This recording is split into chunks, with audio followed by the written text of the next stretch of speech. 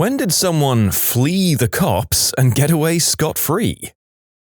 I was trespassing in the park after dark with some friends. 2 police officers showed up and flashed their lights, so we ran around a baseball field to get away. We noticed they were following us, so we all hid under those orange construction barrels you see along the highway. Minutes felt like hours to a young teenager running from the long arm of the law. This was early 2000s in a suburb in the United States. This was a house party in high school, about 30 or 40 kids in the basement drinking and smoking. Suddenly, cops walked down the stairs. Someone just let them right in. They took underage drinking very seriously. If caught, you got a minor in possession ticket. Fine and court fees were between $300 and $500, so like 30 tickets that night would net the county quite a bit of cash. In our state, we'd had a lot of kids showing up in hospitals with alcohol poisoning around that time, so maybe they were trying to help?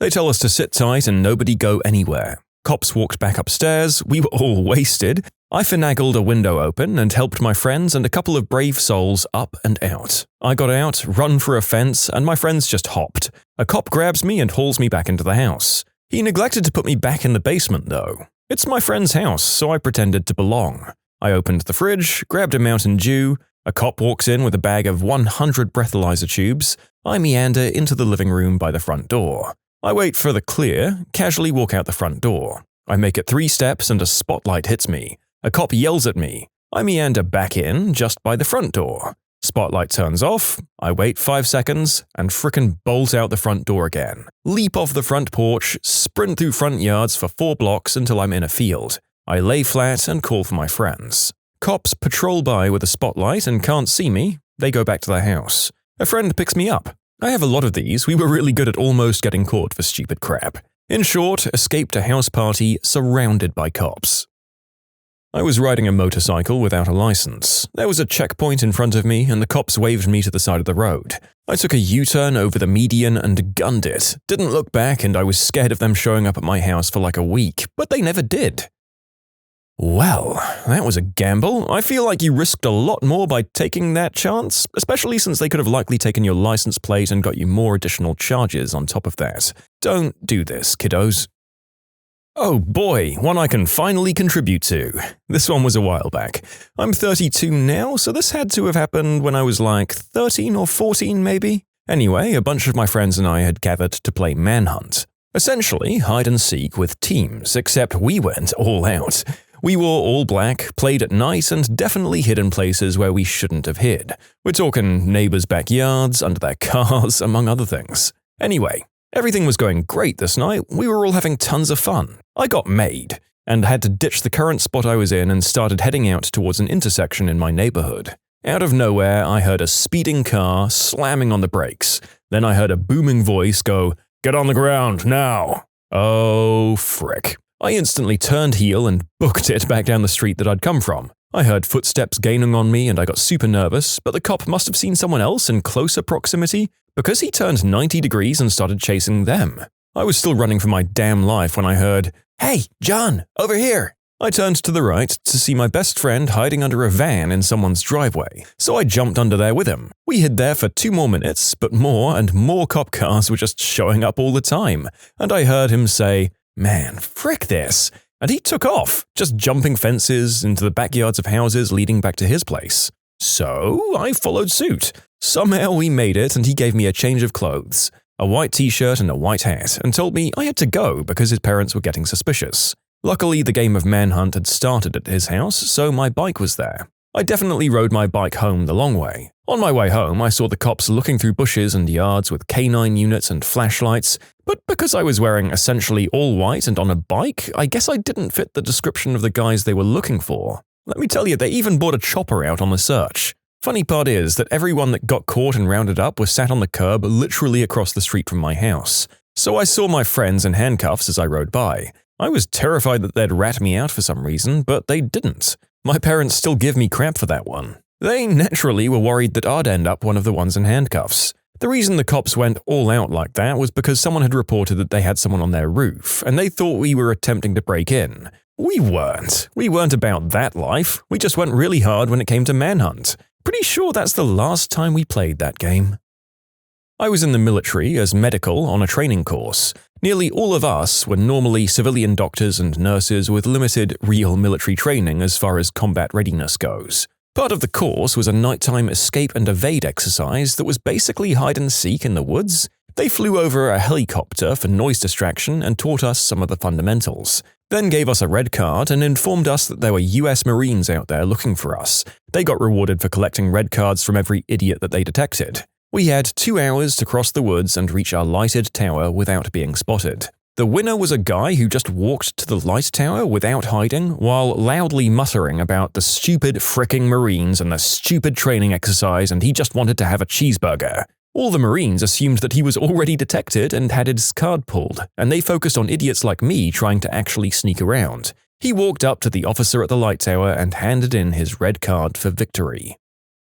I'd just gotten off the highway, driving 70, and was on this frontage road and was still in the fast driving mode. A cop goes by in the opposite direction, and I immediately looked at my speed and saw that I was doing 65 in a 45 zone. I wasn't speeding on purpose, just in kind of a cruise. I see him slow down. My destination wasn't far away, so I put the hammer down just in time to see him pull a U-turn. I got up to about 90 before I had to pull into the place I was going. They had the garage door open already. I pulled in and jumped out and slammed the door down. My friends were giving me the "care to explain yourself" face, just in time to see the cops fly past at about 90 with lights on. I waited about 6 hours before I went home. I was 17 and drinking at a bar known for serving minors. There were 4 of us near the entrance. A cop enters and grabs the 2 closest people by the arms. I turned around and calmly headed for the back door. Once I hit the back door, I ran as fast as I could for about 15 seconds, then dove down and lay as flat as I could and put my head down. The bar was on the back edge of town, and behind it was a field with really tall bushes and foliage. The cop came back and flashed his light around. He kept on repeating, "I see you, get up." I was hoping he was bluffing, so I stayed down, and luckily, I was correct. I felt pretty dumb after finding out the other kids who got caught were just told to go home with nothing more than that. Ended up going to a massive kegger, like 500 people, in the middle of nowhere, Iowa. Shortly after we arrived, about 10 or so sheriffs showed up and began getting plate numbers and handing out public intox tickets and MIPs.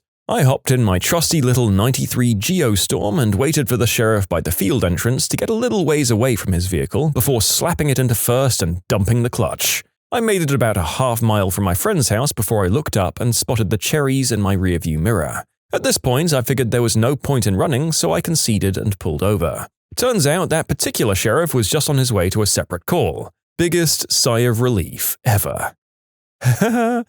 Look, I feel like this entire video could end up just being me saying "don't do this" over and over again, so let's just marvel at the 600-kilo weight that would lift off your shoulders, going from being certain you were about to get a resisting arrest charge to getting away scot-free in your crappy little car. A party got busted on spring break, and I boogied out the back door when the cops were filing everyone else out the front. I hopped a fence and ran into a neighborhood security man who was quite out of shape. He asked if I was running from the cops as the blue lights flashed behind us. I said, "Of course not." He asks for my ID, and I promptly turned heels and ran again. This is where it gets good though. Drunk me decided that I needed to run in zigzags to dodge any taser shots, and sure enough, I cut to my right and the taser line hits the ground next to me. Turned my head to see the fat guard's mouth open, and I ran 2 miles back to my hotel room. Safe and sound. When I was about 16 to 17 years old, I was walking home one night after a party with some friends, and the cops pulled up alongside us. They got out and immediately started searching us and asking what we were doing out so late. Everyone had green herb on them, but we ditched it as soon as they pulled, except me. I had mine like a stash pocket in my hoodie. It would have been too obvious to dig it out and dump it, so I just played it cool and left it in. When the cop searched me, he kinda just did a half-assed pat-down. We hadn't really done anything wrong, and our IDs showed that we lived in the area, so they just kinda got back in their cars and drove off. Everyone was pretty bummed out about ditching their herb, so I didn't say anything until we got back to my buddy's house. When we walked through the door, I just pulled it out and held it up in the air. Everyone was stoked, and I was pretty chuffed with myself. And we had a great time smoking it. The end. I was at a college party that got busted by the cops. They were in the apartment, on the second floor, giving out underage drinking tickets one by one. I went out to the balcony where there was a group of a couple of dozen students and one cop outside on the ground level. I tried getting some people together to make a go of jumping down and legging it, perhaps only one person getting nabbed, but people were just too hesitant. So I ended up going for it solo anyway. I landed near the cop, recovered from the drop, and ran for all I was worth, jumping fences for a few blocks. I heard the cop's footsteps at first, but he didn't want to go too far to leave the balcony unsupervised. Found out from someone later that he'd thrown his flashlight at me. You can submit your own stories to be featured here on the channel. The story submission link is in the description below. And if you want to listen to some vibey music in the background, check out easymode, also linked below, and subscribe. One night I was driving too fast and I saw the police officer clock me and pull out after me, so I pulled over into a parking lot to get my ticket. The police officer sped down the road that I'd turned on, I guess assuming that I'd tried to speed away. I was 19 at the time and sitting on the couch, very drunk. I hear a knock on the door and immediately after they say, "Run, kids, run! It's the cops!"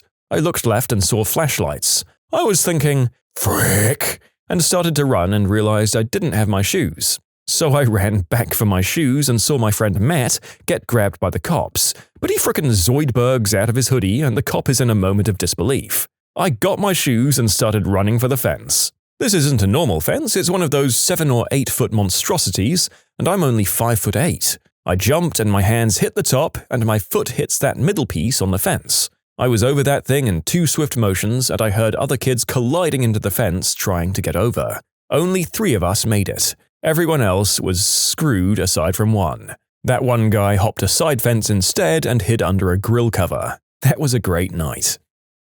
About 15 of us hanging out with some friends at a local elementary school at night, smoking some Mary J and just shooting the crap.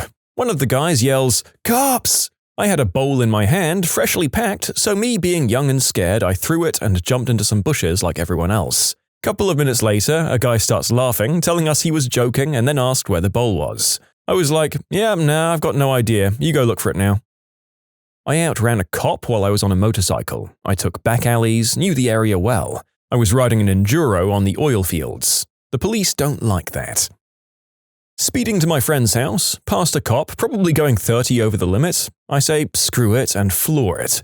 Onto my friend's street, pull into his driveway, and I was able to hide my car behind his mum's while the cop goes flying by. I was 16 and a complete idiot. I got away 2 more times after that before I realized I should never do it again.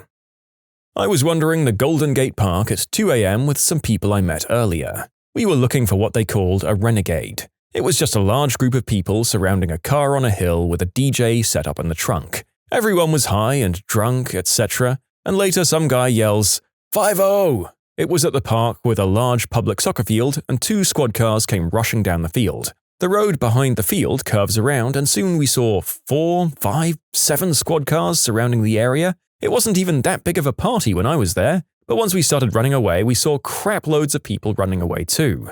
I guess they shut it down right as it started. That was pretty epic though.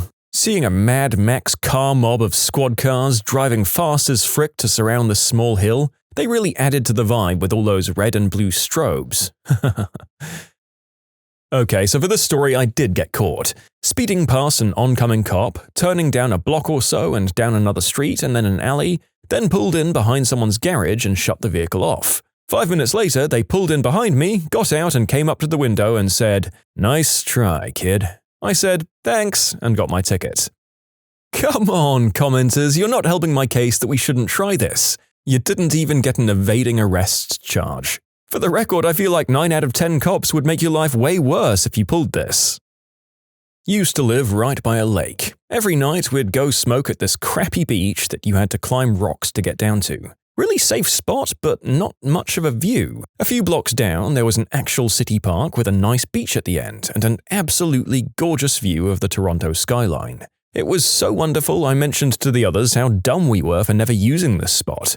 So we start setting up the pipe and spreading our stuff out when my roommate says, "Dude, I think the cops are here." I'm usually the paranoid one who says that, but this time I turned to him and laughed, "Nah man, you're just paranoid." And then I turned to the parking lot to see a cop flying up the end of it. We were smoking illegally and trespassing since it was after the park closed, so he instantly booked it. There's a setup of large rocks around the lake, and I'm holding the backpack, pipe, and grinder as I run across them and then just start throwing everything down behind the rocks as I'm running. We ran about a block on these rocks and hid under a tree for 40 minutes. We went back home, but we weren't quite done. If we just left our stuff on the rocks, some other dropout would take it in the morning. So we went back a couple of hours later and I fell in the lake trying to recover all of my stuff. I got everything back except the grinder. I was 16, smoking green herb in the park with friends. The cops show up. Frick this, I'm out. I'm a heavy dude and not very athletic, but the combined power of Mary J and adrenaline turned me into a machine. Sudden problem though, one of the group members that I don't know very well was in front of me. If I suddenly turn in the muddy yard, I'll fall. If I suddenly stop in the muddy yard, I'll also fall. Screw it. Too high, I don't give a crap. They'll never take me alive. I push her into the mud and dead sprint all the way back to my friend's house. Not completely sure why, but she never hung out with us again after that. I was speeding down the interstate like 90 in a 65 zone. Saw the cop pull out as I passed. Luckily, there was a rest area half a mile ahead. So I floored it to the rest area and pulled in. Quickly got out of my car and walked in. They can't pull you over if you aren't in a vehicle, and he doesn't know what I look like, so I'll wait inside. I see the cop pull up and he's waiting behind a truck. Well, it was about an hour before their shift changed, so I figure, screw it, I'll wait this guy out. 30 minutes later, he leaves. I give it another 30 to be safe and then left myself. Didn't get pulled over. First time was back when I was about 14 or 15 years old. A friend of mine insisted on going to the local park to smoke a roll of the devil's lettuce. He said he did it all the time, despite my concern. Did it anyway because stupid, but as we baked ourselves to outer space, I noticed a figure walking towards us that looked like a guy walking his dog.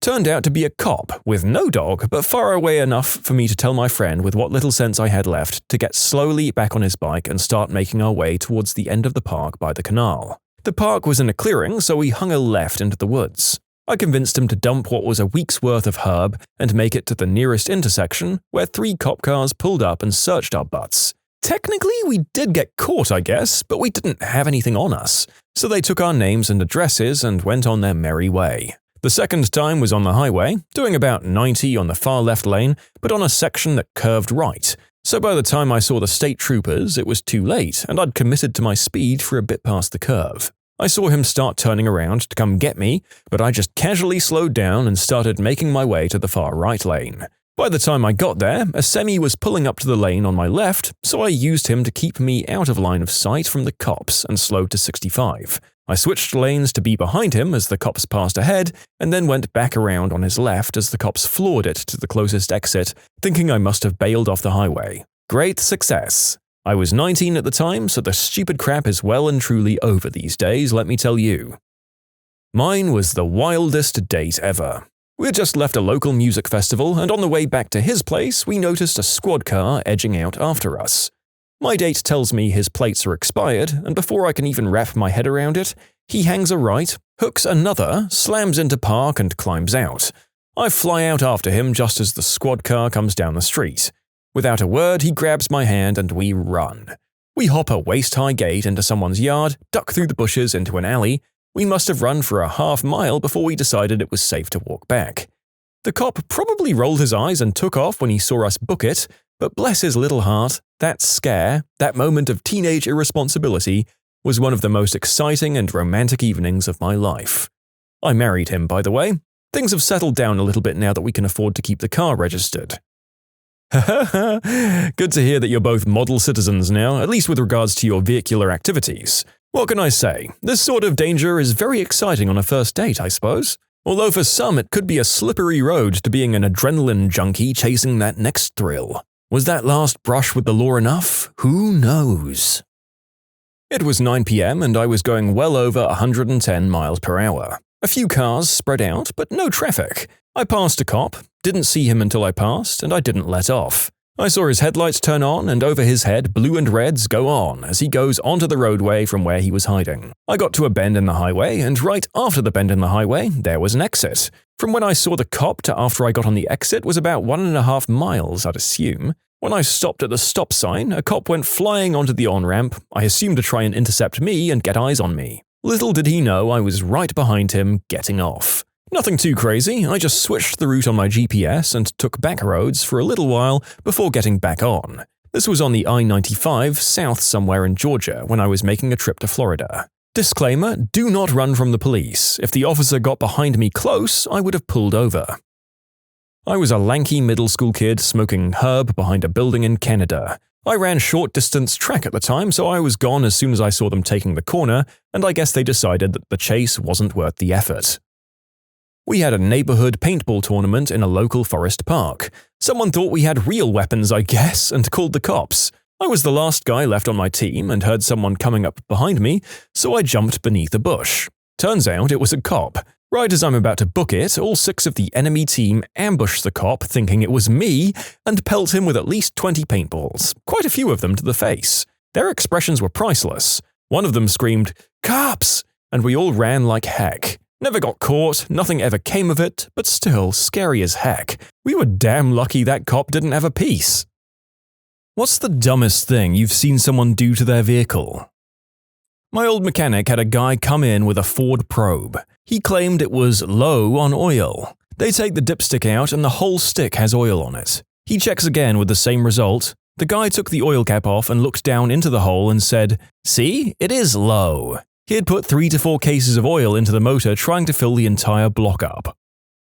The previous mechanic didn't know how to patch an exhaust leak and had tried to weld a Rockstar can around the leak. The leak caused the second oxygen bank to fail, which is why they tried to patch it with the can. Not a week later, the bank read a failure again. You don't weld it on, you use some sealant and a couple of Jubilee clips. How the heck do you even weld an aluminium can? Was he using TIG? This definitely won't be the worst one in this thread. I used to know a 30-year-old who would put the car air freshener duct-taped outside the exhaust, kinda just dangling in front of the opening. His logic was that it would make the exhaust smell better for pedestrians. That is oddly sweet, which was also the fragrance he was going for. Had a customer once who had their oil light come on and couldn't figure out how to top up the oil. He thought it might have worked like his boat motor, so he poured a jug of oil into his fuel tank. What would that do to a car? Fiery, dramatic explosion, or just engine damage? Assuming enough oil was added that it won't even start, but it was cranked a lot, possibly not damage the engine, but a lot of work to fix it. Drop gas tank, dump and clean. Clean fuel tank sending unit, replace filters. Flush fuel lines. Remove fuel rail, clean injectors and the rail. Clean intake manifold, pull heads, clean heads and plugs and valve train. Possibly pull exhaust manifold and clean that if any oil got through to there. I'm honestly not sure if it would even get past the injectors though. Depends on how much he added and how well mixed it was.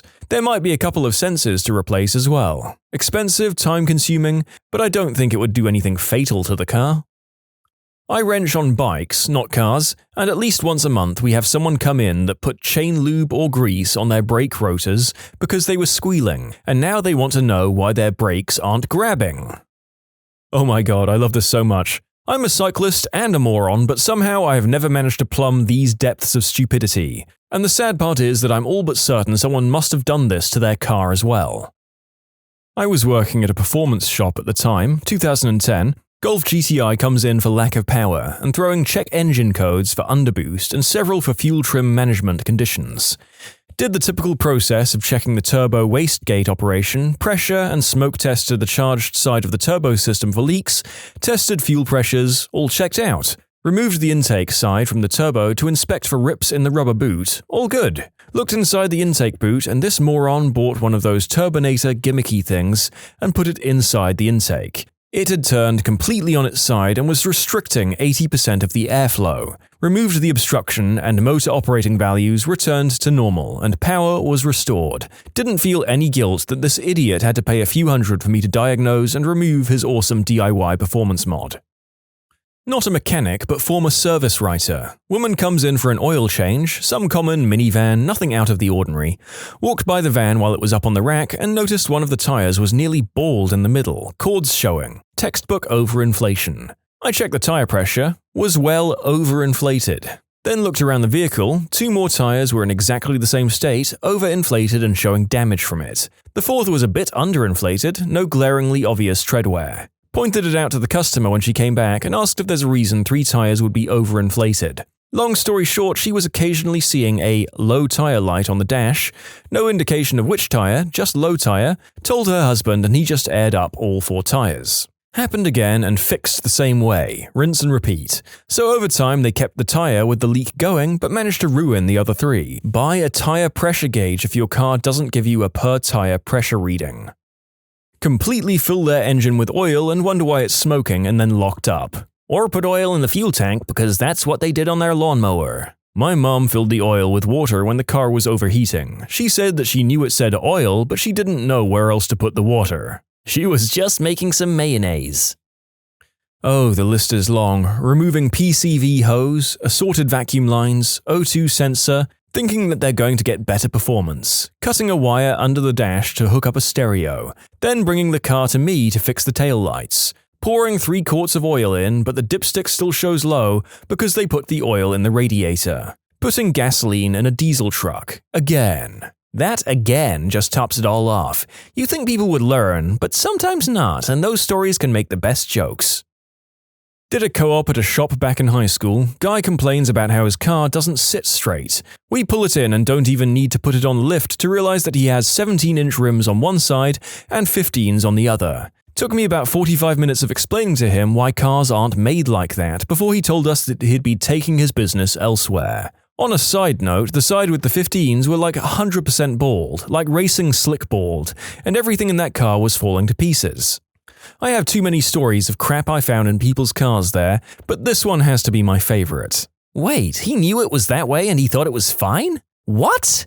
I need to know more. Pretty much, he thought that it just had to roll. Honestly, I probably could have put shopping cart wheels on and he wouldn't have given much of a crap. Bit of a stretch, but you know what I mean.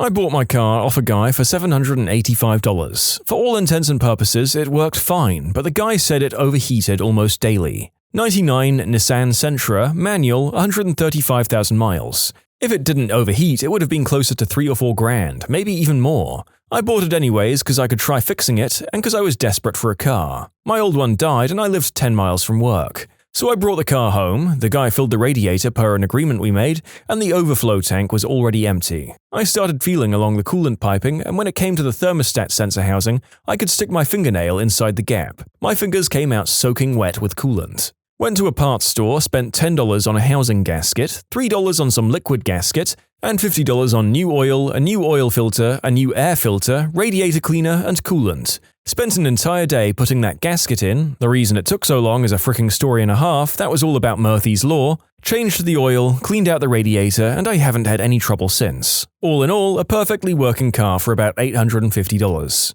I kind of feel bad for the guy who sold it to me. I brought a diesel Mercedes for $250 because the timing chain snapped. I bought it for parts, but it was a nicer car than what I had, so we were going to do an engine swap. Then I noticed the timing chain hadn't snapped, the belt tensioner had failed, and the timing chain cover had failed. Replaced the cover with one a friend had, got the car on the road for the price of an oil change. Maybe fork out for a mechanic's visit before you chuck your vehicles on eBay, people. If there's an easy fix, you could at least make another few hundred off the sale. Worked as a car cleaner at a dealership one summer in high school. Guy towed in a relatively new, top-of-the-line Corvette he had bought there sometime before I started. He was teed off that it had died on the road and had been running like crap before that, ranting and raving about how he spent all his money and it only went X months or years before completely breaking down. One of my work buddies got up on a lift and started looking it over. He opens the oil drain plug and nothing comes out. He pulls apart the engine and the oil could now be described best as glue. Owner talks to the guy and asks when was the last time he changed the oil. The guy had zero idea what he was talking about. He had no idea you had to do that. He assumed that you just added gas and that's the only thing you need to do. The engine was a complete loss, which meant that the car was a complete loss to him. If there's one thing I can take away from all these stories, it's that it's pretty astonishing how many people don't know or care to get their oil changed. I have a story for this. Some years ago, here where I live, there was a fairly widespread craze of mixing oil. I don't remember the type, but it wasn't at all related with the engine, like sunflower oil or something like that, with diesel, for better fuel consumption. The thought was that this kind of oil would burn anyway, and mixed with diesel it would give the same kilometers for less money. Of course, it wasn't the brightest of ideas, so I remember that despite being fairly young, I remember strongly advising against this practice. My mother didn't listen to me, then proceeded to top her Mitsubishi Pajero Turbo, great car for fuel economy, I know, with whatever oil she used. Now, to be fair, the car held up pretty well despite the abuse, which is because it was a tank. However, it eventually succumbed. If I remember correctly, the fuel pump completely failed and had to be replaced entirely, but I might be forgetting stuff. The funny thing is, though, that the mechanic, after looking at the engine for about 3 minutes or something like that, asked almost angrily to my mother if she was using the oil. When questioned how he knew that, he said something along the lines of, "It's the fourth this week that comes in with this issue." Had a guy show up at a tire shop bragging about being blackout drunk and needing his tire changed. He had his spare on with 3 out of 5 lug nuts. He had tightened them by hand and they backed off. Had to replace all of the studs. Folk would come in asking for tire repairs or patches on tires that were literally cut in half. Like you drove on the rim for a week split down the middle in half. They'd get so offended when I explained that they not only needed a tire, but now a rim as well. I've seen a fake intercooler on a Sunfire, paper mache used instead of a Bondo, the list goes on. You can submit your own stories to be featured here on the channel. The story submission link is in the description below, and if you want to listen to some vibey music in the background, check out easymode, also linked below, and subscribe. I had a guy bring in his motor-swapped late 80s F-150 for some transmission work. These came factory with either a 300 straight 6, 351 V8 or 460 V8. He put 2.3-litre carbureted 4-cylinder out of an old Ranger in it. The reason behind the swap was that it would improve the fuel mileage at the cost of some speed. That thing could barely move under its own power. If you floored it, it would top out at about 55 miles per hour, wide open, and take a good minute or two to get there.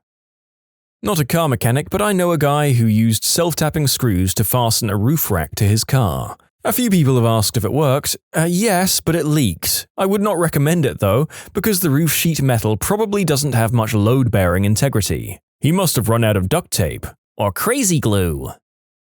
Not a mechanic, but a car enthusiast. Saw a couple of cars where owners didn't know what basic maintenance was. Like no oil change, no brake pad change, the oil turned into jelly and you had to scrape it out. The most ridiculous thing were the brakes. My mechanic friend showed me the brakes of an elderly lady's car. The brake discs were gone, like almost completely wiped down to 5 or 6 millimeters. She said to him, "The car feels weird while I brake." If that sweet little old lady wants to drive around like that, nothing's going to stop her. I don't know, a brick wall probably would. A lady stated that her car said low coolant, so she filled up the coolant. She made it about a mile and the car started running terrible and cut off. Shop rollback picked it up. She filled up the coolant by removing the oil cap and topping the motor off with water. Let me tell you about Diamond Plate Guy and Focus Bro. Diamond Plate Guy had 2 things he used to modify his truck: a drill and a ton of diamond plate. It was an absolute base model V6 Ram 1500 with the exhaust chopped off, which I thought was bad enough until I opened the hood. He had drilled or glued diamond plate to every surface: air filter box, intake manifold, fan shroud, etc. This was 18 months ago. My eyes still haven't recovered, but this isn't the end. He had some crappy wheels that he'd painted white himself. I know this because he painted the inside of the wheel where it seats to the hub, which caused them to seize to said hubs. I literally had to buy a bigger hammer to smack them off. The Focus Bro, the guy had a custom straight pipe with full Sparco race seats, 5-point racing harnesses, lowering springs, and a base model automatic Ford Focus SE. There were any number of dudes I knew fresh out of high school who would buy their second-hand rundown cars and soup them up in garbage like this. It's a real first paycheck move for a certain kind of guy. While sitting in the shop waiting for my own car to have work completed, I witnessed a customer and their mechanic talking about the customer's car needing suspension repair. The customer had tried, unsuccessfully, to do the repair himself. The mechanic asked him why some lug nuts were missing and others were loose. The customer replied how he thought he would be helping the mechanic by loosening the tire for him. The customer had driven 20 minutes to get to the shop with the tire held on by a few loose lug nuts. Not a mechanic, but we do almost all of our farm equipment maintenance. Brother called during a hellacious snowstorm telling me, "Hurry, get over here and bring beer." I arrive with Bud Light in hand. He's got 2 lawn chairs under his carport. We get a beer and settled in our chairs out of the snow. We commenced watching his neighbors that were on crystal and higher than kites push this Mustang. They were trying to push start it. After about 10 minutes, we're hysterical. They'd been trying for almost 2 hours. It was an automatic transmission. You need to send an invite out to the rest of us next time. I'll bring the snacks. You can push start an automatic. It just has to be going faster than a manual. Dudes spending thousands of dollars modifying their pickups for off-roading, even though they spend 99.99% of the time on highways, and the furthest off of a road that they ever get is a logging road that a stock Forester could tackle with no problems.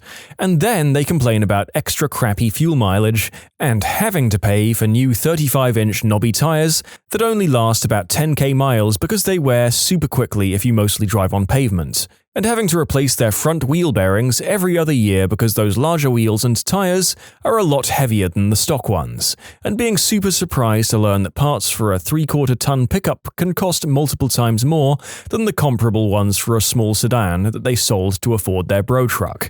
I used to live in a small southeastern city and see a lot of suspiciously clean and undented bro-dozers driving around. What I wonder about these guys is, doesn't the tire noise drive you fricking insane? It's probably not something they even think about before getting the pickup jacked up to fit those 35-inch big blocks, but I would regret it so hard. I'm a rancher in Kansas, and before that I worked in the oil field going to rigs on soft dirt roads in the middle of nowhere. My trusty 04 Dodge Ram 4-wheel drive with everything stock and slightly more aggressive tires has been all I've ever needed to get through mud. If I couldn't get through it, you needed a tractor to get through. I fight the mud multiple times a year, and I still won't waste a cent on those lifted-up D-bag canoes that are driven by micro-PP wannabes. Service advisor here. Customer brings in a car last week Wednesday with a shaking issue. Cool. Take care of some of the issues the car actually has. Leave 10 times better. Issues include bad axles, TSB on diff, dirty transmission fluid, brown rear shocks, needing oil service. Done and gone. We listed the recommendations still required, but customer declined, only did axle and diff fluid service. Today, the same customer over the phone. What in the fricking heck did you do to my car? What's the issue? The issue is back and it's fricking 1,000 times worse. Why did I pay you? Okay, well if it's our repair that caused the problem, we're more than willing to see what's going on. We didn't replicate anything after test drive, so unfortunately we can't determine if it's the same issue without checking it out. I demand a tow truck be sent out and you guys have to flip the bill on this. I'm not paying for this nonsense. Sir, not a problem. If it is work we've done, we're happy to pay for the tow and correct the issues. But be advised, if the issue is due to other recommendations or a new issue, you'll be responsible for the tow fee. Yeah, that's fine. I know it's what you guys did anyway. Me. Okie dokes. Tow truck will be there within the hour. The tow truck picks car up, notices the issue, tells customer, notes it on the receipt, the customer signs and acknowledges it. We'll come back to this in a second. He gets the car, punctures on the rear right outer tire sidewall, nice welt and gash the size of a penny, tire completely deflated, tow driver noted this, told customer and wrote it out and had customer sign it, grabbed the air hose, hook up to tire and just wheezing air out. Me. Well then. Yes sir, you had a flat tire where you were driving on it. Nope, not possible. It left here fine, and I barely drove it home and it sat since I picked up from you guys. According to the receipt, you acknowledged the puncture with the tow truck driver and signed it off, knowing it was flat. But we did install a spare, drove about 10 miles on the street and freeway, and we cannot replicate the issue at this time. I can hear the customer trying to find the receipt, and he hangs up. Guess who just paid $75 on a tow bill? Ah, I see one of our male Karens made it into this story group. It's always nice to have a paper trail leading the blame back to the complaining customer. If only all of life was so satisfying. Mechanic here, lots of stories. One guy has OCD and got a license plate called Too Clean. Only let one guy in our shop touch his base model, Dodge Dakota 2007. Had to double up on gloves and he would watch. Undersprayed his car with chrome spray. I work primarily on equipment. Operator calls out to his machine saying he had a crack on his boom. Think the first arm on a large excavator. I get out there and the whole boom has broken off and is on the ground. My favorite, though, had to be the operator who blew a hydraulic hose in a forestry setting, maybe $200 to change the hose. Decides he wants to walk the machine out to make the hose easier and runs the machine out of oil, blowing up the hydraulic pumps, $26,000, 2 travel motors, $8,000 each, and the auxiliary pump, $2.5K. The machine was down for 2 months for him deciding to walk an extra 50 meters out of the bush so he didn't have to walk the extra distance. I have tons of stories about lazy operators, but this is probably the laziest. Guy was convinced his tires were different sizes because they were rotating at different rates. Like he jacked up each wheel and put the valve stem at the top, went for a drive, and they were not lined up anymore. I had to explain it with chalk and string in the parking lot. Bad snow day, for whatever the frick reason, we were open. Guy pulls up needing a flat repair. He pulled up in a way the car could just be pulled in. Coworker goes to pull it in and can't stop, slams into his box. Wasn't going fast enough to damage anything. The car had 0 brakes. I say something to the customer. "Oh, the foot brake? That hasn't worked in years. You have to use the hand brake." We inspect the vehicle and discover it doesn't even have brake calipers in the front, with the hoses clamped off and not an ounce of brake fluid in the master cylinder. And the most surprising part? They didn't want to have the brake repairs done. A customer brought their vehicle to the dealership I used to work for an airbag recall. They had bedazzled everything on the interior dash, including the covers for the airbags on the steering wheel and on the passenger side. I'm not sure she understands the fact that airbags have enough power to turn anything into shrapnel. I worked at a Chevy dealer and now work at a Jaguar and Land Rover dealer. I'm not surprised at people's stupidity anymore. More than once I've seen people add oil to the coolant reservoir. I've seen the inside of a motor where the customer never changed the oil since it was new, and the car had 50-something thousand miles on it. The dumbest thing I see every day is people come in with broke suspension parts, bald tires, and no brakes. They don't buy any of it and just want the oil change and insist we're trying to rip them off. But the same person will come in raising heck over a small safety recall and refuse to leave until it's done because the car's unsafe. Lady had a brand new at the time Subaru and was complaining about horrible gas mileage. People complain about gas mileage all the time and it's usually because of driving habits. I get the car in and it looks like she's hit something in the road and ripped a big hole in the gas tank, and all the fuel she put in poured right out onto the pavement. It was in fact a valid poor fuel economy complaint after all. Store workers and customers, what's your people of Walmart story? I worked at a Walmart for about 2 months. The weirdest thing I saw was an obese lady on a scooter run over a fat kid in the candy aisle and then threaten him because he almost tipped her. Security was called and she demanded to receive her items for free. Eventually, we just let her take the stuff because it was only like $5 worth of Skittles. What she really needed was tip assist. And some really good old-fashioned sketty wrestling.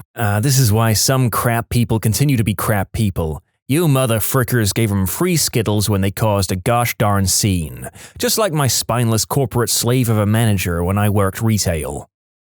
I worked at Walmart last year as a cashier, and a woman came up to my register with nothing but a pineapple, and a damaged one at that. It was 10 p.m. on a Tuesday, so it was a slow night, and she demanded I give her this pineapple for 25 cents because it was damaged. I didn't see any damage, so I asked her to show me the damage. She promptly ripped the top greens off the pineapple and said, "See it now?" I called my manager over and he said he can't sell it to her for a discount, and he's sorry but she can get another one. She cursed, threw the pineapple at me, and walked out mumbling about needing a cigarette.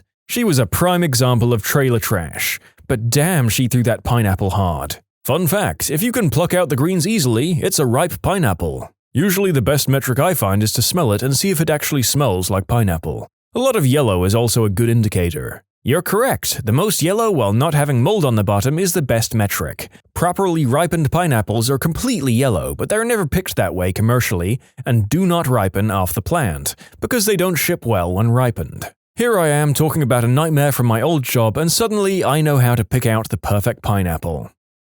So last year I worked at a Walmart supercenter as a cart pusher. You tend to see a lot of strange stuff in the parking lot, so all the weird crap doesn't even get your attention after a while. Part of the cart pusher's job is to bring back the store scooters after people leave them in the parking lot. One day I see an old woman outside the store just sitting on a scooter. This lady must have sat there for a good 2 hours before finally getting up to reveal a gigantic brown stain all over the lower back of her hoodie, running up and down her pants. This obese lady who saw the whole thing comes sprinting up to the scooter and sits down on it before I could even clean it. She looked at me and said, "I don't care, hun. It was the last one left and my legs is killing me." When someone is so large that they'd rather sit in a person's waist than walk, you know that they have a serious freaking problem.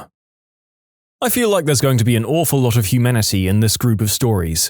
Maybe I should attempt to resist the urge to make judgmental comments for once. My privileged and ailment-free butt doesn't get to cast stones at people who have trouble walking and controlling their bowels. This was back in the late 90s. I was working at Walmart as my first job as a teenager. I was floated to the garden department one day and there was a guy looking at lawn fertilizer. I walked over and asked if he needs help. He said, "Not now, just looking at the different kinds you have." Pretty standard reply from the guy, so I said, "Okay, let me know." I walked away and then swang back in about 5 minutes. The same guy has proceeded to rip open about 10 different kinds of fertilizer all over the ground and is rolling around in the stuff. He's also taste sampling the stuff. I call my manager because I don't want to deal with it. Security escorted the guy out of the store and called an ambulance in case the ingestion of the fertilizer hurt him. I was expecting the story to end with, "And the guy tried to buy all we had and then the feds showed up." Instead, crap osmosis.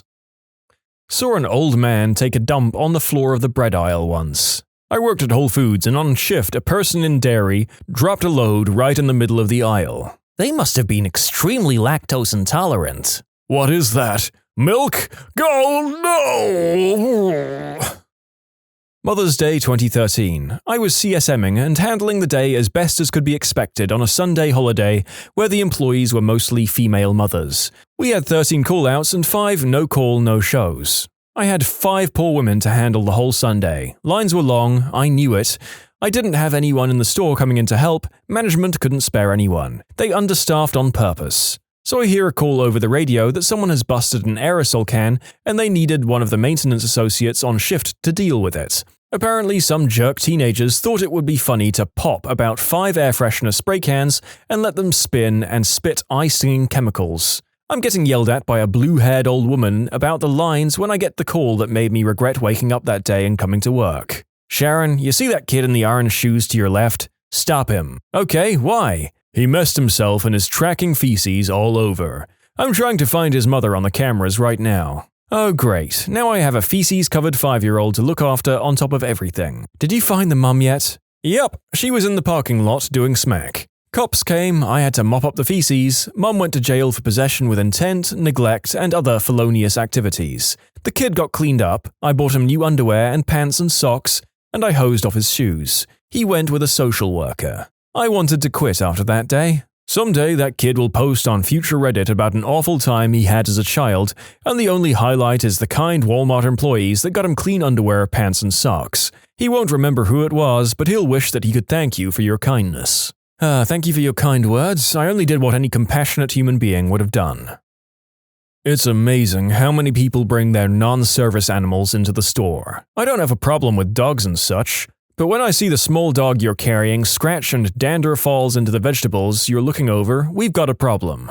Once a woman brought a bird into a fast casual dining establishment at which I was employed at that time. I told her she could order and pay, but she needed to wait outside because animals weren't allowed. She pointed to a service dog and demands to know why that dog can be in the store and not her bird. I informed her that this dog was a registered service and support animal that had been certified in its role and is probably vital to its owner's daily life. She starts screaming, and I mean screaming, "He's a healing bird, I love him, he helps me." Now birds, you may know, don't really appreciate loud noises accompanied by sudden movements of the arms. She's also flailing her arms, and it takes off flying around the store. Chaos ensues. People are mad, and I no longer have to try to handle this lady because her friend has caught the bird and is literally dragging her out. The dog was fine though. My town has a bird guy, an older gentleman whose budgie rides around on the bill of his hat. He takes the thing everywhere. Nobody seems to mind because it always appears to be totally under control. I once saw him in Walmart with a little perch in the shopping cart for his bird to ride on.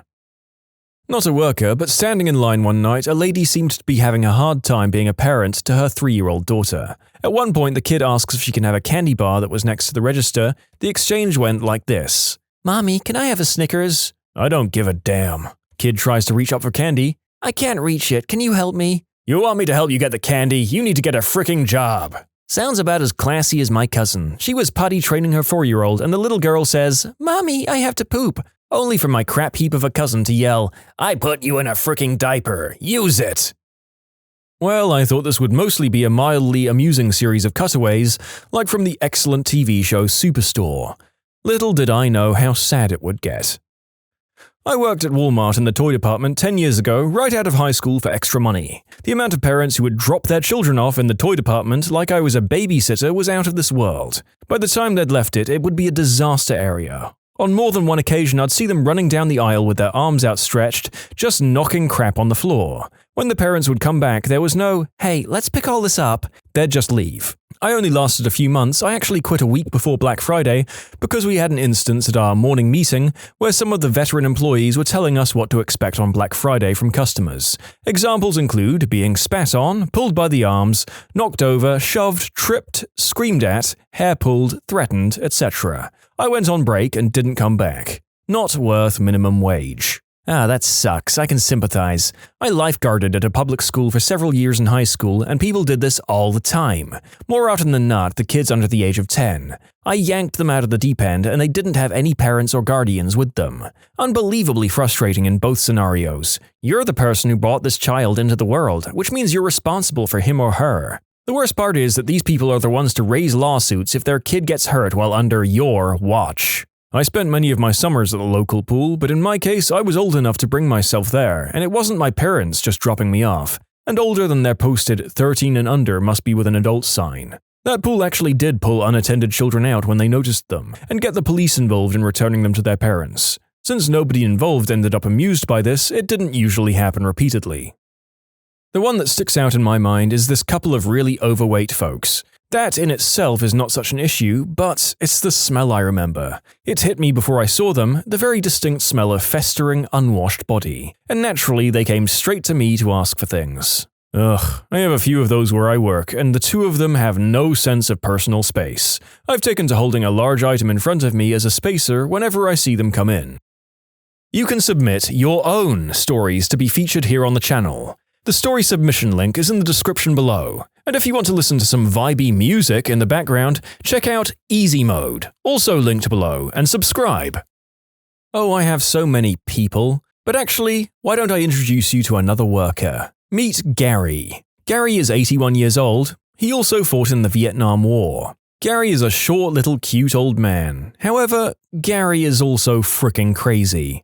Let's go through everything Gary told me before I left for school. The Kennedys committed the atrocities of September 11th. Yep, the entire gang was in on it. JFK, RFK, Ted, Ed, and John. Why else do you think JFK and RFK were assassinated? Agent Orange is for wimps. Obama gave 2 statements after Charleston, one to the country and another to his cabinet that said they were going to take all the guns. That school shooting was fake, because Joe Biden actually adopted all the fake victims so he would never see them again. He owned a bunch of real estate in California and owned adult video stores. He actively went to adult flick conventions and said that he was in the committee to determine if someone could be a adult flick superstar, so that meant he got to do the deed with a bunch of girls. Blacks by law can't be police officers. If you want to woo, yes, he said it like Ric Flair, a female, you just gotta ask me for some tips. Alright, thanks Gary. I have a girlfriend though. My girlfriend's got a tight hoo-ha. Okay, Gary wasn't just delusional, Gary also didn't have a filter. Woman with a large chest walks past him. Did you see the bosom on her? And she heard him. John, if you don't go on break, I'm going to tie your braces to the back of my car and tear them off. I did the deed with my girlfriend last night. Oh, okay. I was pounding it from behind. Gary, aren't you like 80? Oh, don't worry, I took a pill before I did it. Gary wasn't just delusional and obnoxious, he was defiant. From day one to my last day, he had a theory that the boss was out to get him, and that the boss always got upset over petty things. He used to say, "Frick that wang sucker Dave." But our boss didn't get upset over petty things, and his name was actually Bill. I miss Gary's crazy butt. Gary sounds awesome in small doses. When I worked in another department, I loved Gary because he was like that old man who sits on a porch. He would wave every time you passed because he was insistent that there needed to be someone at the cash register 24/7. There didn't need to be. When we started working together in the same department, we became enemies. I was being groomed to take over the department when the department manager was going to retire later that year. I'd started in April and they made the announcement in June. Gary had been there since 2011. I was 18 and he was 81. He didn't like it in the slightest. So we started butting heads constantly and he would threaten me with ridiculous things like tying my braces to his car. So then I responded right back. I got a wireless speaker, put it in the cash register place and played high-pitched noises until he yelled, "What the frick is going on?" And he would make ridiculous claims like that I'd Set up a wire trap with a shotgun so when I came in today I would get shot, but luckily I saw the wire. I own a business in front of a supercenter. This morning I came in and noticed my dumpster was stuffed full with Walmart's garbage. I reviewed my HD camera and saw their contracted parking lot sweepers throwing over 20 bags of garbage away at 5:15 in the morning. I got in that gosh darn dumpster, pulled all those bags out and filled 6 Walmart carts up. I rolled them right on in front of the store, and then I went back to my office, called the manager, and told him that the next time I would call the cops for illegal dumping. Being in front of a Walmart sucks sometimes. There's a huge dumped cat colony, and the place is a bum magnet. Thanks for reading, I just had to get that off my chest. That sucks. I think I would have called the manager first and had them send someone to get their garbage out of your dumpster. No point in you getting filthy because of their stuff up. Oh, I imagine there was a fair bit of catharsis in cleaning that stuff out and airing out all of their literal garbage in front of the store. Maybe not the most adult reaction, but I get it. So a couple of years ago, I was in between jobs. I needed loot to pay the bills, so I figured that I'd take a job at Walmart until something better came along. I ended up working in the lawn and garden section, which is actually fun when you get to play with the plants all day long. However, I wasn't aware that lawn and garden also does all of the holiday setup and placing said product on the floor. Fast forward a week before the public school systems were in session, I had a cart full of notebook paper, pencils, trapper keepers, etc. that I was trying to put on the shelves when a sound ripped through my eardrums that was similar to the ones that are typically only heard on the Discovery Channel. Several decibels too loud, the best I can describe it is cats being lit on fire by their tails and being chased by rabid wolves. I looked around to figure out who in the crap was being murdered in the store when I saw him. It was a kid about 8 years old who looked as if he was desperately trying to become Jabba the Hutt, and said kid was succeeding. Now, I have no problem with fat kids. I typically even think that they're pretty freaking cute. However, this kid was not, due mainly to the alligator tears that were rolling down his cheeks, the beet red color on his face, and the sounds coming out from his throat hole. It took me a minute to figure out what in the heck was going on in my aisle until I realized that this kid was throwing a fit because his parents wouldn't buy him 3 different trapper keepers. One of which was Hello Kitty. Normally I'd just shrug and say, typical Saturday in Walmart, but oh no. This little B-word realized that his dad wasn't paying attention to him and was instead focused on the others kids that I'm only assuming share some form of genetic makeup with this whiny beast of burden. This tees off the kid even more since he howls with rage and, here's where it gets insane, kicks his what looked like 8-month pregnant mother in the stomach. To her credit, this lady didn't whomp the spoiled little monster's butt right in the aisle. No, she instead collapsed on the darn floor and had to be taken away by paramedics. And that little B-word took that as a sign that he could have all the trapper keepers he wanted. I watched this whole thing go down, and as the dad watched his wife get loaded into the ambulance, not one iota of, "you're gonna get it later," came from him. Instead, the crap stain that kicked his mum started crying about being hungry and wanting chicken nuggets, which the dad then took him to get. This is why I hate people.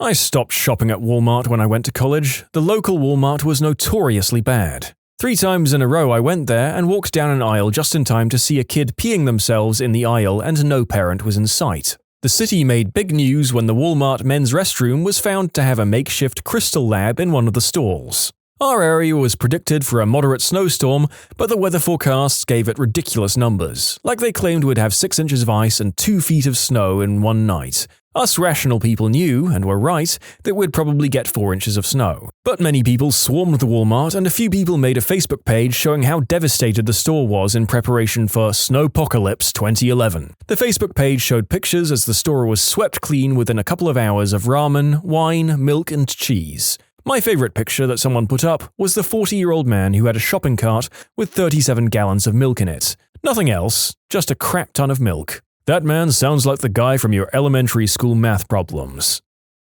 Okay, so I was leaving Walmart with my purchases. As I walked down to my car in the parking lot, I saw a pair of adult sweatpants sitting in a sort of pile they do when someone steps out of them, with a massive, messy crap on top of them. I had so many questions. Where did the person go after detonating these pants? Into the store? Just bottomless into their car with crappy butt cheeks? Amazing. I don't work at Walmart, but when I was halfway across the country visiting some friends, the Walmart in their town had a crystal lab bust in the men's restroom. Oh, good old Muncie, Indiana. I used to attend college in that town. I just graduated high school and took a job at Wally World since they always paid above minimum wage up here. On the most part, Canadian Walmart is completely different from the what the frick mecca that is the American one. I guess the main thing that stuck was during the summer. I was working as a truck unloader in the back and had to bring out a skid of diapers and such to the infant section. As I approached, I noticed a smell. At first I thought it was that gosh darn bird that always flew around. I figure I hadn't seen it in days, so maybe it had died somewhere around there and was stinking up the place. I dropped the skid off and went past the women's changing rooms. That's where all the girls who worked in clothing hung out. I was hoping to say hi to everyone, but I noticed that they delta split from that location. Reason they moved? It was the epicenter of the smell. To this day, I have never smelled anything quite like it. I've worked in a microbiology lab growing mold and fungi. I've worked in hospitals and smelled all sorts of nasty. I put in some time in pathology labs. Needless to say, I've smelled a whole bunch of horrible things in my life, but nothing compares to that Walmart scent. What was it, you ask? Well, it turns out that an elderly lady had gone into the changing room and taken a giant Coke can-width grey-coloured crap with flecks of black in it, and a bit of blood coating some of it, all over the floor. The whole thing must have weighed 2 pounds easy. She wrote a little letter and left it in the room with the clothes she was trying on. All the letter said was, "I am so sorry." Needless to say, I think Granny had something horribly wrong with her, because crap doesn't smell like that. To this day, I assumed the black in the crap was dried blood from some internal issue, and I figured she tore her butthole pushing that monster out. The smell though, ugh, it's like if you huff an abscess while smearing yourself with durian fruit while taking a dump. It was easily the worst smelling thing I've ever experienced. In conclusion, some grandma took a horribly thick crap on the floor which had blood in it. I feel like at least once a week I have to do one story that makes me gag, and ladies and gentlemen, that was it. Congratulations everyone, I'll see you on the next one. Just last week I was unloading a truck in the back and this morbidly obese woman hobbles up through the big associates-only doors, bends over, and drops a load on the floor, pulls her pants back up and walks out. I got written up for yelling, "What the actual frick?" but after the managers looked at the camera, they thought it was justified for me to yell that and let me off with a warning. I don't know what happened to her, but the maintenance guys were teed off. I feel like Walmart is one of the few things where all of the stereotypes and stories you hear are actually super accurate. My experience though, a very overweight woman with a walker strapped to the back of her electric wheelchair was drinking half and half straight from a carton while she threw loose pairs of sandals all over the floor. I have a friend who hasn't been to a Walmart in 15 years. He flat out refuses to go in for any reason. He's a pretty down-to-earth guy, not the type who thinks he's better than anyone else, but he avoids Walmart specifically because of the people who shop there. His reasons usually center around crying babies, overweight aisle cloggers, and the few weird old men who sit by the entrance or exit gawking at the college girls. One day, my friend and I were looking for a certain product before leaving town on a trip.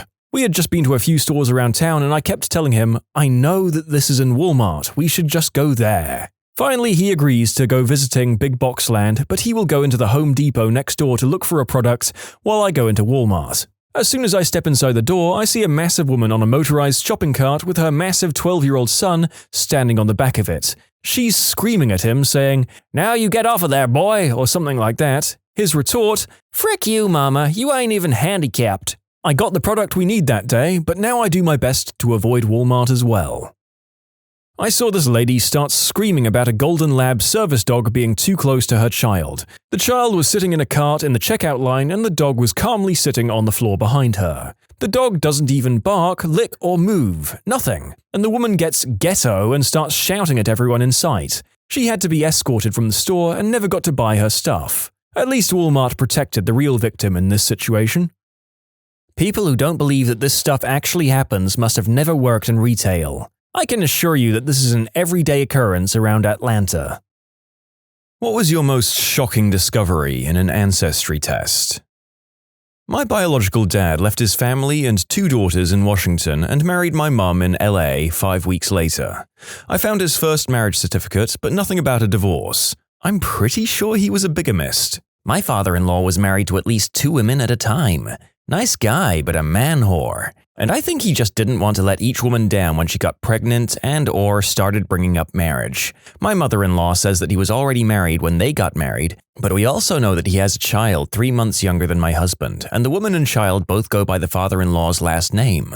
And that's not the woman mother-in-law claims he was married to when he married her. So he might possibly have had 3 wives at the same time. My husband has upwards of 10 half-siblings from his dad. Who has the time? Bigamy seems exhausting. Someone very close to me discovered that none of the ethnic background that they were expecting was present in the results. This person, whose father was deceased at the time, questioned their mother. The mother admitted that the person's father was not biological as they had believed their entire life. They were older than 40, by the way. The mother gave the name of the biological father. My friend then found the biological father, contacted him, and then discovered that they had several half-siblings. The biological father was unaware that he had another child and accepted my friend into his family, as did the siblings. I found out my dad is not my biological father. Turns out the family friend I grew up calling Grandpa is. Oh yeah, and he was also my mum's bariatric surgeon. That felt weird, man. Dang, he was supposed to make her belly smaller, and he made it bigger instead. I have an uncle that was put up for adoption. He contacted my grandma and she thought he was going to extort her. They're well off. Turns out he's a multi-millionaire on his own. They still have limited contact, though my dad has reached out and formed a relationship. Apparently they look exactly alike and have the same personality, which sounds kind of stupid now that I'm writing it out, but they're only half-siblings. Me and my half-brother look pretty much the same, and have very similar personalities despite having different dads. It's even funnier because I'm female, so does he look like a girl or do I look like a boy? Oh god. Best not to go down that wormhole. Why don't you just say that your beauty has a genderless quality like Tilda Swinton or David Bowie? Those two could basically be long-lost siblings anyway, and then you can move on. I was adopted and always knew I was adopted. My parents told me that I came from a family that had already had all of their kids. They lived several towns over. I was a surprise to them. 3 years ago, my wife decided to take some DNA tests. I figured, what the heck, maybe I'm a part Zulu warrior. That'd be cool. When the tests came back, I found out I had a first cousin. They had listed a public email. I emailed them, started comparing notes, and wham! I was in for quite a surprise. First, I was not born into a traditional family. Instead, my biological mum was single. Second, I was not a late addition. I had 4 sisters and 1 brother.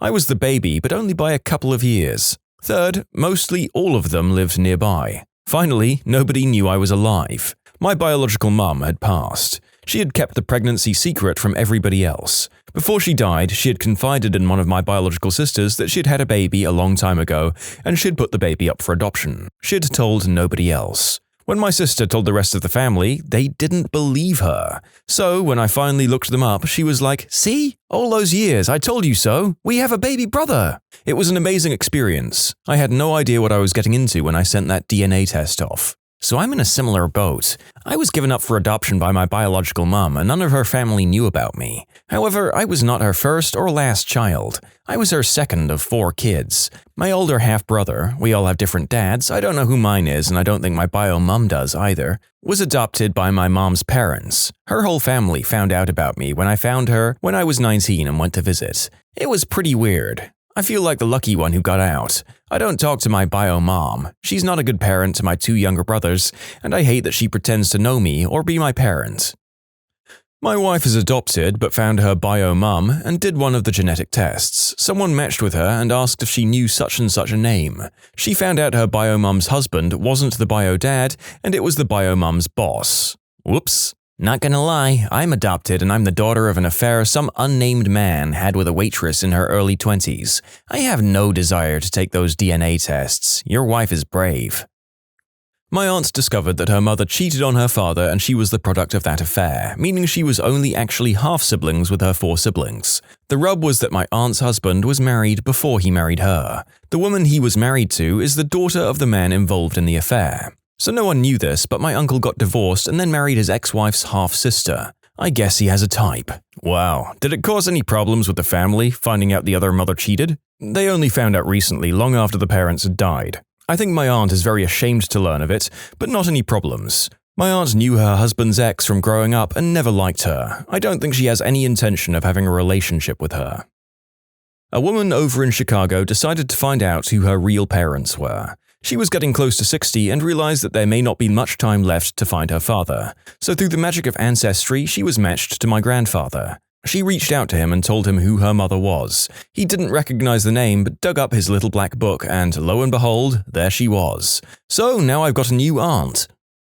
My male cousin did one and found a female cousin that we didn't know about. He reached out to her, and apparently our deceased uncle was good friends with her mother. Mum wanted a baby, so uncle got her pregnant simply as a sperm donor. Female cousin lived a few blocks away from my grandmother.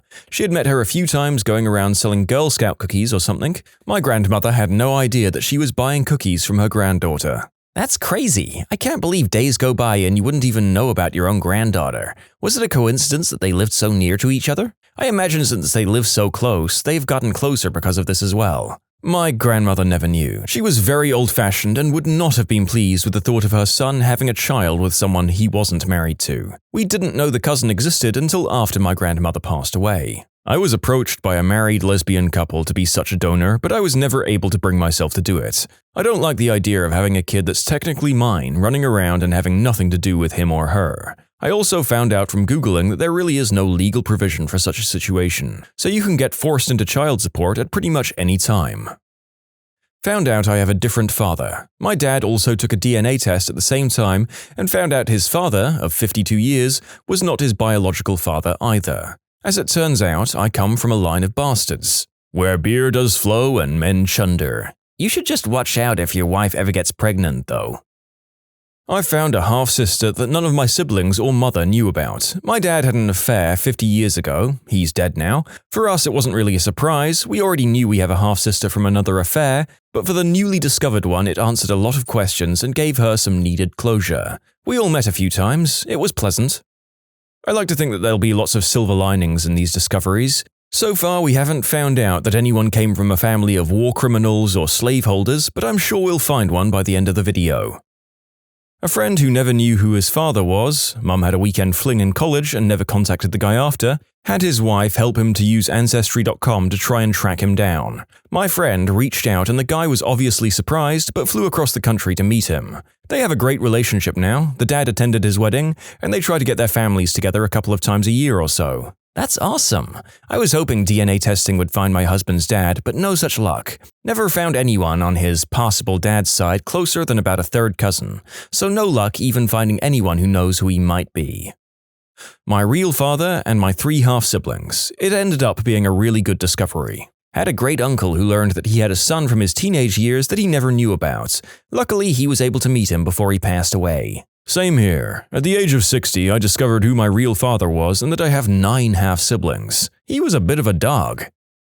A friend discovered that her father was not really her father. Her mum had had an affair, and she was the result. It tore her family apart. Her father did not know he was not really her father. Note that she was 45 years old when this happened. I can understand the fallout with the mom and wife over the affair and secret, etc., but did her father basically end up treating your friend any differently after that? Yes, he basically stopped talking to her. She was very hurt by that. I don't know that he's ever started talking to her again. He was always a bit distant, but he just stopped their relationship.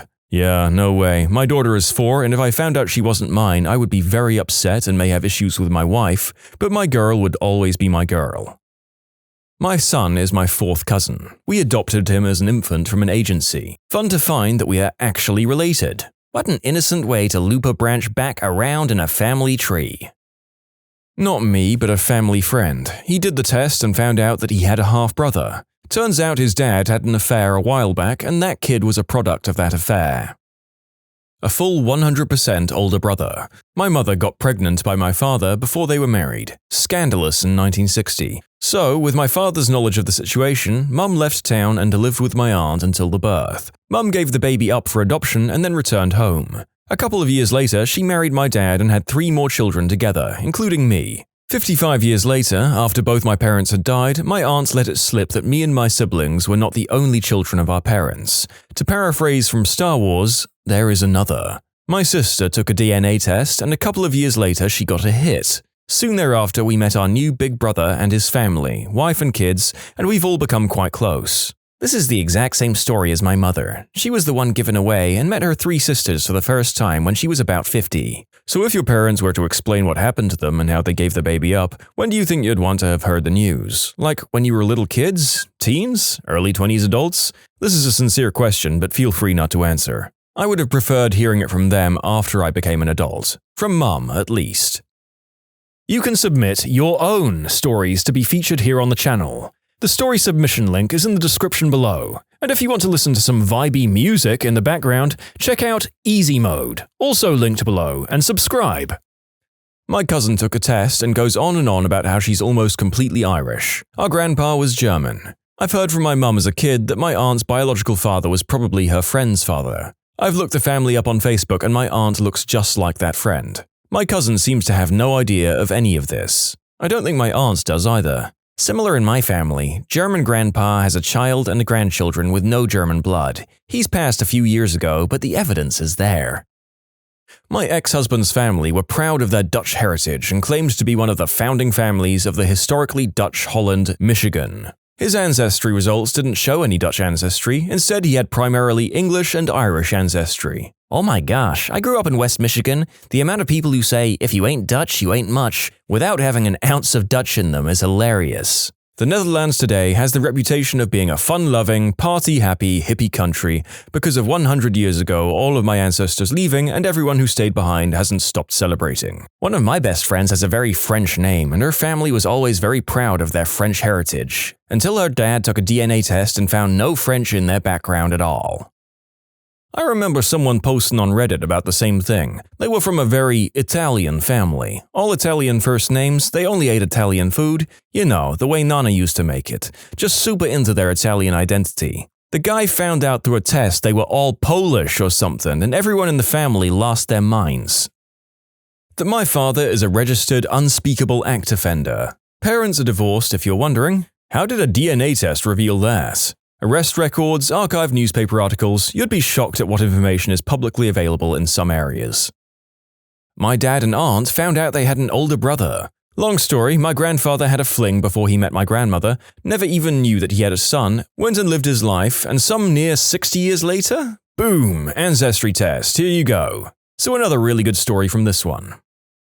I exported my raw DNA from 23andMe and threw it through Prometheus to find out why I have porphyria, which is supposed to be hereditary. My mum and dad are definitely my mum and dad, but neither of them have this, which means it was environmental exposure that caused it. Discovered a rare AMPD enzyme deficiency in my mum, found out that dad carried a recessive lupus gene and gave it to my sister. DNA is wild.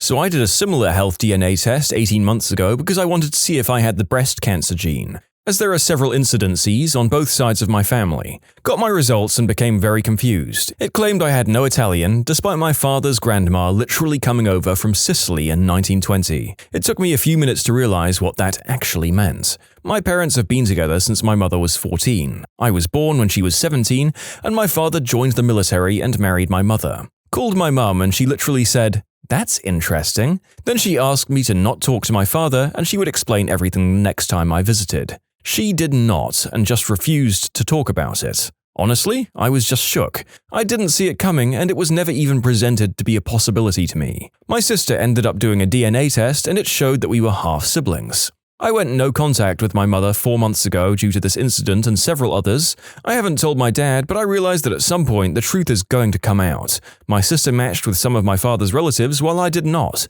so if anyone checks that crap, they're going to be asking questions. Yep, even as a big advocate of the truth, I can see why you wouldn't want to be telling your dad. As some people have pointed out, a couple of people just can't see past the betrayal of their spouse and the realization that they aren't actually related to their children. I hope it all works out okay whatever way it goes. Always thought my grandfather on my father's side was adopted and thought our last name was just that of the family that adopted him.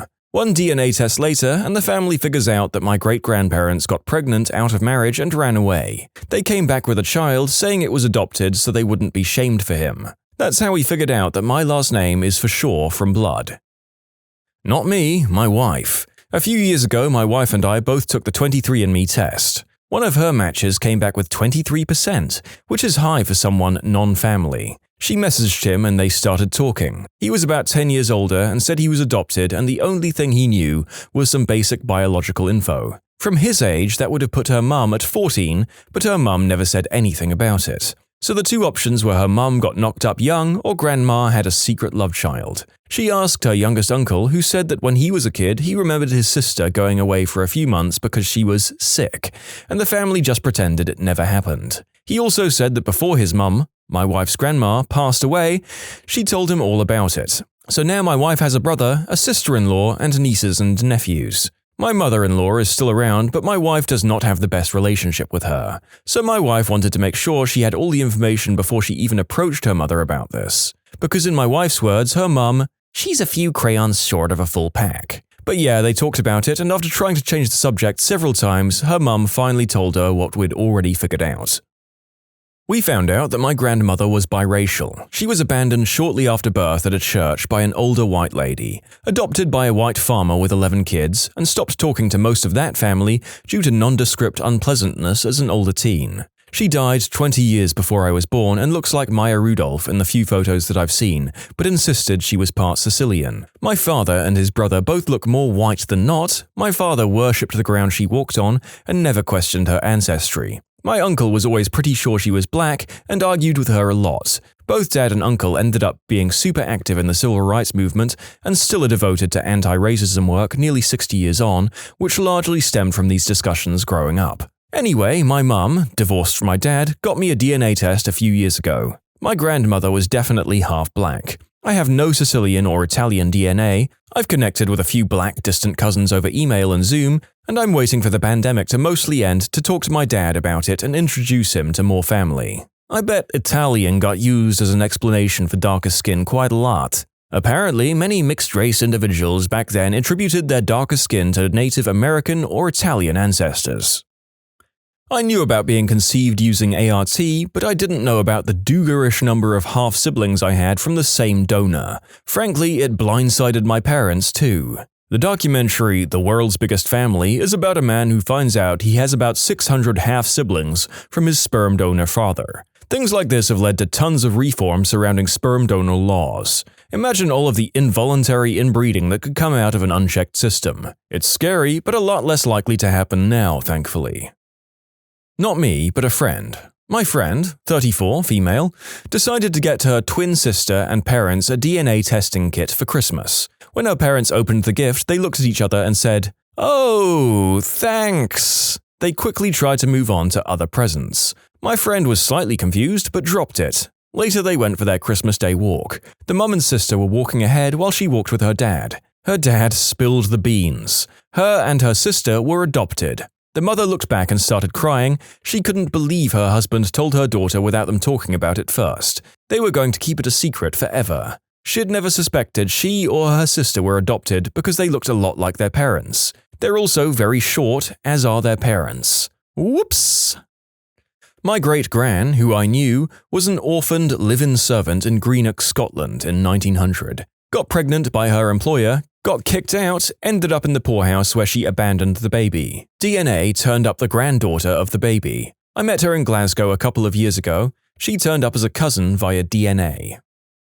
I took a DNA test and found out I'm ethnically 25% Ashkenazi. After 8 months of serious digging, I found out my grandpa, my father's dad, is not my father's biological father. I have since come into contact with my half-uncle. He's super nice and I enjoy chatting with him. I love learning about my bio-grandpa and the rest of my family. We haven't told them and I don't plan on it. I have a small family, so it was such a great comfort to connect with more family, understand my lineage, and the history of my Jewish ancestors. Really a lovely experience. Hey, you might want to check if you have factor 11 deficiency. Pretty common. Shalom, fellow Ashkenazi. My great-great-grandfather claimed to be descended from Levites and said he was 100% Levite. I doubt it, it's been thousands of years, but I'm curious if your family said things like that too. My grandmother is the world's sweetest person and had a horrible, horrible woman as a mother. Her father, though, was incredible. She always talks about how I remind her of him, the small and sweet things they did together and how much she misses him. Recently, she told me that her mother would tell her, "He isn't your real father, you know," whenever she felt like hurting my grandmother some more. This continued until the day she died, and her father escaped her mother's abuse, and never spoke to my grandmother again. My nana doesn't blame him at all and still loves him very much to this day. She decided to go on Ancestry because she said she needs to know before she dies, although she said it wouldn't change anything about how she felt about him. Turns out, her awful mother was right. My grandmother found her biological family and loves to talk about her French heritage that she's learning about now. To this day, she doesn't hold anything against her non-biological dad. He took care of my grandmother when her mother wouldn't, knowing it wasn't his child. He loved her, soothed her, and nurtured her through as if she were his own. He saved my grandmother's spirit, I'll tell you that much. He helped shape her into the most miraculous human being I've ever met. To this day, I'll always refer to him as my great-grandfather, and if I have a son, I'll be naming him after him. The story always gets me very teary-eyed, but the thought of Alistair, my Nana's pretend dad, always makes me really happy. I know it makes her happy too. What's the creepiest thing you've ever found in an old building? Went to an abandoned hospital. There was a large square staircase spiraling up to the roof on the outside of the building. Locked steel door at the bottom, so the only way up was to climb the outside up to the first landing. My buddy boosts me up. I climb over and there's a sleeping bag with a steak knife next to it on the landing. I call down, we're definitely not alone here, dude." "No, but it's cool," says a voice behind me, scaring the crap out of me and causing me to jump and whirl around. There's a young, dirty, homeless-looking guy just standing there, coming down the stairs from above, hands up, palms out. "I didn't mean to scare you." He takes a seat on the stairs, so I carefully step on the handle of the steak knife, lean down over the edge, and pull my friend up. We had planned to sit on the roof and drink beer, so we offer homeless guy a beer, which he gratefully accepts, and we shoot the crap on the landing for a while. We're talking about the city, the cops, traveling, life in general. He's basically a drifter, been in town for a week or so, but a nice guy. Things are going pretty well, and then he asks, "You guys are human, right?" I frickin' hate it when I meet people that end up being aliens. You never know until you peel their skin off. They've been after me a long time, you know. They don't stop. They never stop. Sometimes I think I should just kill everyone to be safe. He's definitely not joking, and there's an uncomfortable silence as my friend and I realize this guy is frickin' crazy. "Yeah, man," I say, "we're human, we just wanted to check out the place and drink some beer.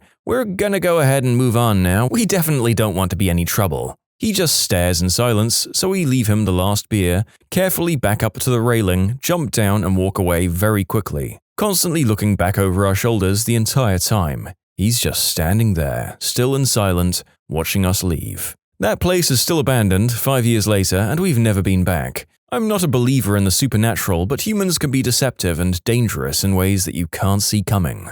Holy crap! This guy seemed chill, but meeting people like him is what makes me tense when reading these stories.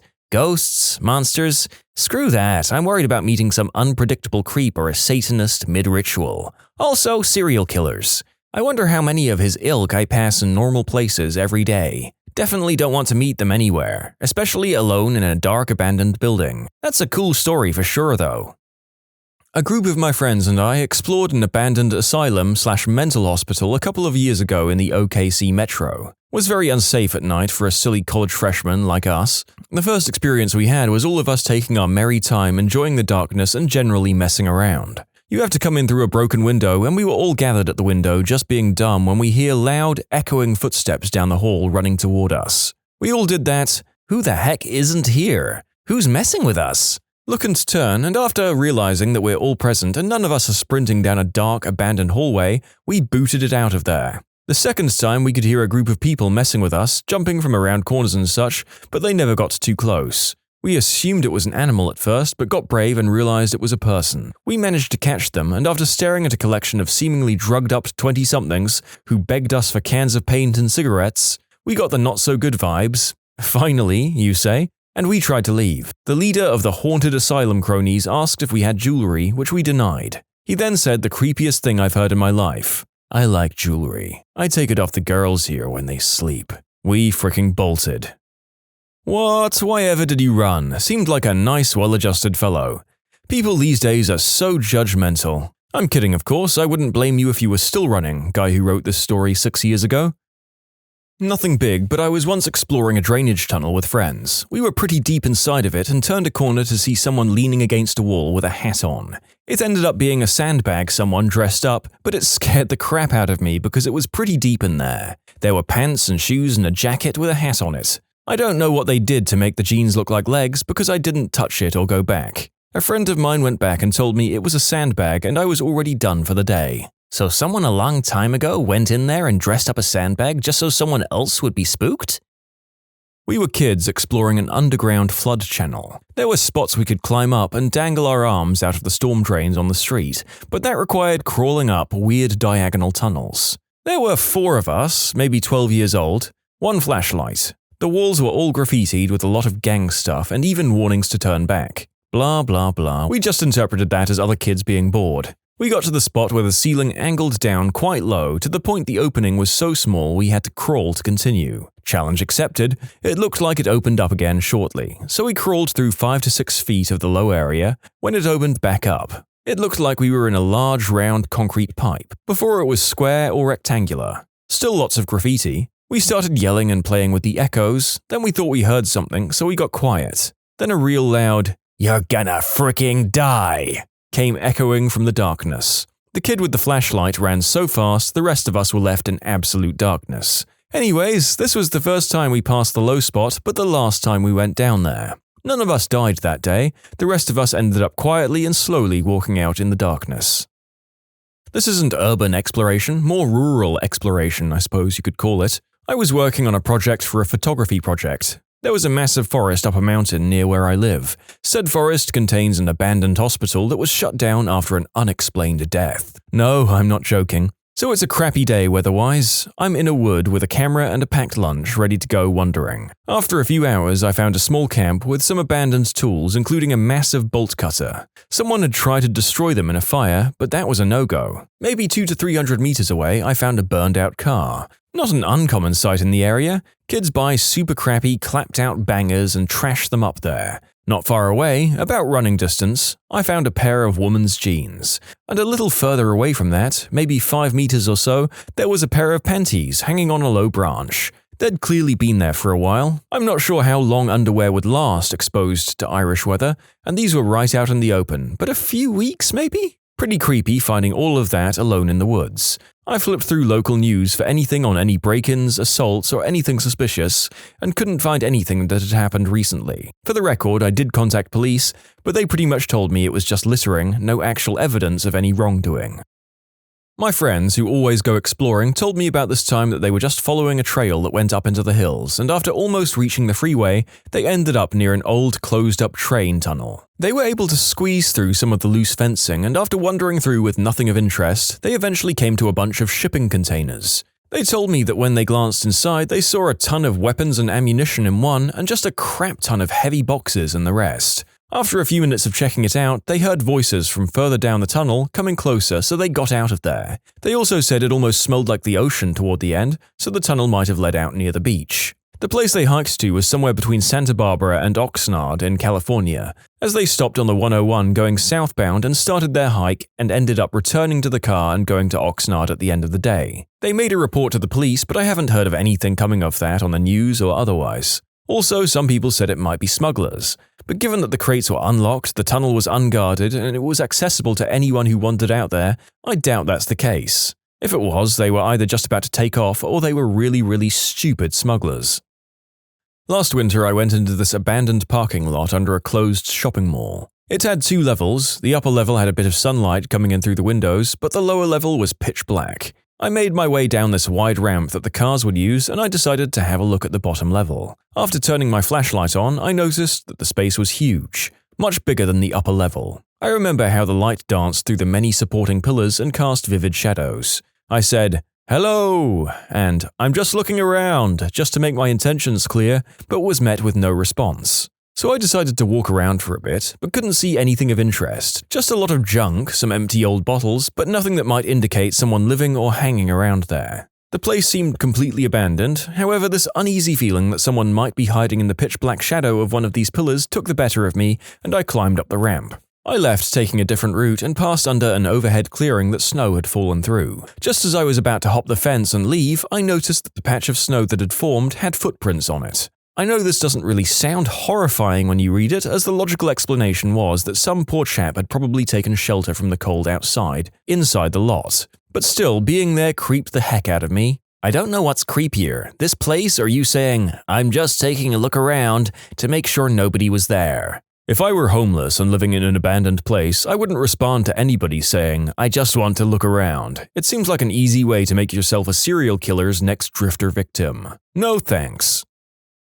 Rural area landscape photography. Happen upon a long abandoned house and set up to snap a few images. Look in the window and it's perfectly furnished. piano with music open, fishing gear, wood stove with fire nearby, magazines on coffee table, jackets on a coat rack, roll-top desk open with neatly stacked papers, family photos, small kitchen table with red tops and matching chairs, and one is pulled out. It was all covered in inches of dust. It looked like someone walked out in 1950 and never returned. That sounds equal parts haunting and beautiful. Although I'm not superstitious, my hackles would be up and I would be out of there at the first sign of any shadow that even looked vaguely ghost-like. Went to a closed-up mental hospital in my city with some friends at night. Everything was cool until we got to the basement, where there were 5-meter wide and 4-meter high lit tunnels going far to both directions. We headed down one and found a huge active generator. Then we went to the other way, and as we were about to hit another intersection, we saw 2 men wearing full green attire and face masks walking at the end of one of the corridors at 2 a.m. We got out of there real quick. This didn't happen to be in Northville, Michigan, did it? If so, it's really more of a teal outfit. Well, we found the crystal cook, guys. Went to an abandoned retirement home/assisted living facility. Turns out it became the home to a group of crazy homeless crystal addicts and one very angry raccoon. They did not like trespassers. The guardians of the galaxy have fallen on hard times. I was exploring a certain abandoned mill near a large city on the coast with a friend. We snuck in, messed around a bit, and realized that we only had one flashlight. Took turns, weird noises, dark inside because there's no power, evidence of homeless occupation and empty needles. Real horror game material. We came up the stairway and turned a corner. Ahead is a walkway bridge, aka the way to the rest of the building. To the right is a pitch-black room that doesn't feel very nice. As we walk toward the bridge, the flashlight picks out a sign that says, "To hell," and points towards this dark room. We didn't go in. It didn't feel right. You can submit your own stories to be featured here on the channel. The story submission link is in the description below. And if you want to listen to some vibey music in the background, check out easymode, also linked below, and subscribe.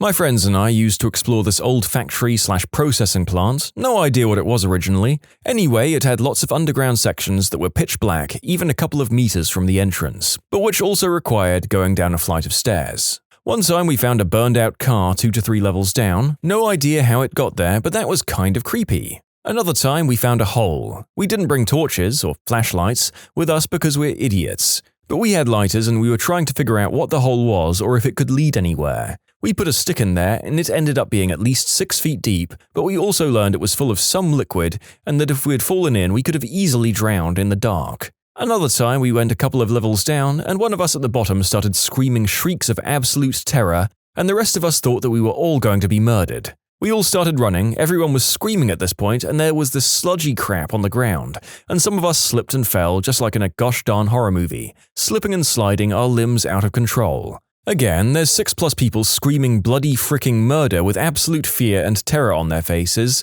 so we all thought we were going to get murdered. Turns out a baby bird had made a nest down there and my sister got spooked and my friend screamed like an absolute baby.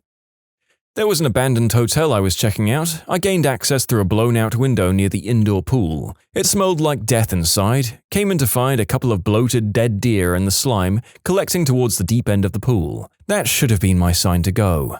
I make my way into the lobby and banquet areas, and I come across a couple of raccoons and squirrels who scurry away swiftly. Nearly everything is destroyed, even the reception desk has been ripped in half. Nothing of interest to photograph, just trash. Neat little piles of trash. After a bit of searching, I find the stairwell. There's an odd noise coming from above that I brush off as rain. I decide to skip a couple of floors because they're probably in the same condition as the lobby, and a lot of the exterior windows had been blown out. I get to 4 and open the door, not worried about noise as I'm confident that I'm the only sober person on the premise, if not the only person. As I pull the door open, the rain noise suddenly ceases completely. I point my flashlight down the hallway and see hundreds of geese poke their heads out of the guest rooms. I remember the moment when nothing moved and we just stared at each other as lasting several minutes, although I'm sure it was about 10 seconds. Here I am in the middle of the hall, geese of abandoned luxury staring me down. Once the initial shock of the sight wears off, I remember I'm only looking at half the floor. Behind me, geese aren't pulling a deer in the headlights move, they're coming toward me. Time to go. I close the stairwell behind me, only muffling the cacophony that erupted once I moved. As I hustled down the stairs, I realized the signs were there. Goose crap everywhere. I hit the lobby and turn toward the pool where a group of geese has collected as if they were trying to trap me. Luckily, they're just dumb birds. I got out to find the exterior of the hotel swarming with the frickers. There was one lone sentinel standing on the roof honking out a shrill command that the perimeter had been breached. Exploring an abandoned construction site. It's a site out in redneck country that's got a bunch of old construction vehicles getting overgrown with plants, and my girlfriend and I decide to check it out, to see what it's all about. We look around and don't see a whole lot. It's about to rain, so we decide to head out. As we're getting in my car, my girlfriend freezes and says, "There's a guy in the woods watching us." I crap myself and ask if she's sure. She repeats herself and says she saw her see him, and he laid flat on the ground to hide himself. We noped out of there real frickin' quick. I live in a large African city which still has a fair amount of undeveloped or undevelopable space. And one rule to remember is that there is always someone else there that you may not see. There are people who sit alone, very quietly, in bushes or between boulders and other such places. They are, I think, harmless and don't do anything. But what they are doing has been a mystery to me for the 10+ years I've been here. Most of them are too well dressed or well taken care of to be homeless. One annoying thing is that they stare at you, or at least they don't hide the fact that they're watching you. I swear, if there was some completely inaccessible cave high up in a cliff here, requiring professional scaling equipment to enter, they would find a local African guy just chilling inside with no discernible means of how he got there. I mean, honestly, if he can get up there along with his means of cooking and entertaining himself, that just deserves an applause more than anything. Got to admire the effort. This phenomenon of the people in abandoned spaces has raised some questions, detailed here. This is the funniest crap I've ever heard. Please work up the balls just to talk to one and see what's going on. Well, greetings are very important here, so if I stumble upon someone like that, I'm obliged to greet them. They just greet back normally as if we're neighbors passing on the street. But I don't stop and talk because I don't know what they're doing. I've encountered this too in Madagascar. I'm not exactly sure what it's about. There it's just mostly older folks. Maybe they've reached a point in life where their kids are taking care of them, and they're respected, so they just hang out and think. I guess a lot of the ones I see are older, that's true. I went to the abandoned living complex in Pennsylvania called Concrete City. We walked around a bunch of the buildings and stuff. At one point, one of my friends yelled, "Rich, come here!" I ran over, and there they were, 2 little kittens on a staircase, with the words "Cloud Swag" spray-painted above them. We brought them home and I kept one. He still terrorizes me every day. When I was in college, a few friends and I went to this local abandoned hotel. It was a swanky place back in the 50s, but had just been sitting around abandoned and fenced off ever since. We walked by and saw an open window on a second-story ledge and ended up finding an old wooden ladder nearby on the property. We went in and hung around a bit and saw a bit of great graffiti. The whole place was trashed with actual garbage as well as bits of the building that were falling apart. We made it up the staircase to the 3rd floor, looking in each of the rooms. The area we were in used to be the housing for the staff of the hotel. The 3rd floor was covered in garbage from throughout the years. We got to the last room on the 3rd floor and looked in it to find a lit candle, with no one else around. Realizing we weren't alone, we booked it out of there, and once we were outside, looked up to see someone watching us from one of the windows. Now, we went to college in a city with a significant homeless problem and assumed we'd just stumbled onto someone's home, but still, that crap freaked us out. They cemented up the place after another explorer fell down an open elevator shaft and broke his legs, and it has recently been renovated and they're turning it into an apartment building. Not the creepiest find, but definitely freaked us out in the moment. In conclusion, searching an abandoned hotel, we found a lit candle that wasn't ours and was secretly watched by a squatter on the way out. This happened 8 years ago when I was a sophomore in high school. My urban explorer friends and I were on a bike ride looking for cool places to explore in a relatively dilapidated area when we discovered a really creepy cave. An old abandoned cement mine, we later learned. We did some mild exploring that first day, but quickly realized it would require a lot more gear to thoroughly explore. Flashlights, respirators, etc. About a week later, 5 of us came back with the proper gear and a camera to see what we could find in the mine. We discovered that there was basically one main shaft that sloped downward and deeper into the earth, so we followed that main route. It was wide enough for a car to drive down and was pretty well graded, so the walking was easy. There were many rooms, old machinery, and rusting equipment off this main shaft, but we mostly avoided it in the beginning. We were trying not to get lost or confused. Along the way, the walls were littered with the classic abandoned graffiti, X was here, swastikas, initials and dates, phallic drawings, etc. As we got deeper and deeper, the graffiti really thinned out. At this point, the light from the entrance was long gone, and we were relying solely on flashlights. The air was so stagnant and hazy with particles that the lights from our flimsy flashlights would only go 20 feet or so before getting totally obscured by dust. Thank goodness for the respirators. The glow sticks we had bought to mark our way to prevent getting lost were also basically useless because they would disappear in the haze only a few steps after dropping them, and we had only brought 10 or so. At this point, we started arguing amongst ourselves. Several of the crew was nervous about going any deeper with the air quality being so terrible, and without a good way to prevent us from getting lost. We were probably a quarter mile into the earth now. The rest of us managed to override that sentiment of fear by assuring them that the path was easy and straightforward, so we'd have to try to get lost. We were going to rely on our level-headedness, sense of direction, and flashlight battery life to get out. Despite the agreement to push on, it was becoming very creepy for everyone. We walked for a while in silence, hearing nothing but our own movements and the steady drip of water coming from somewhere deep in the cave.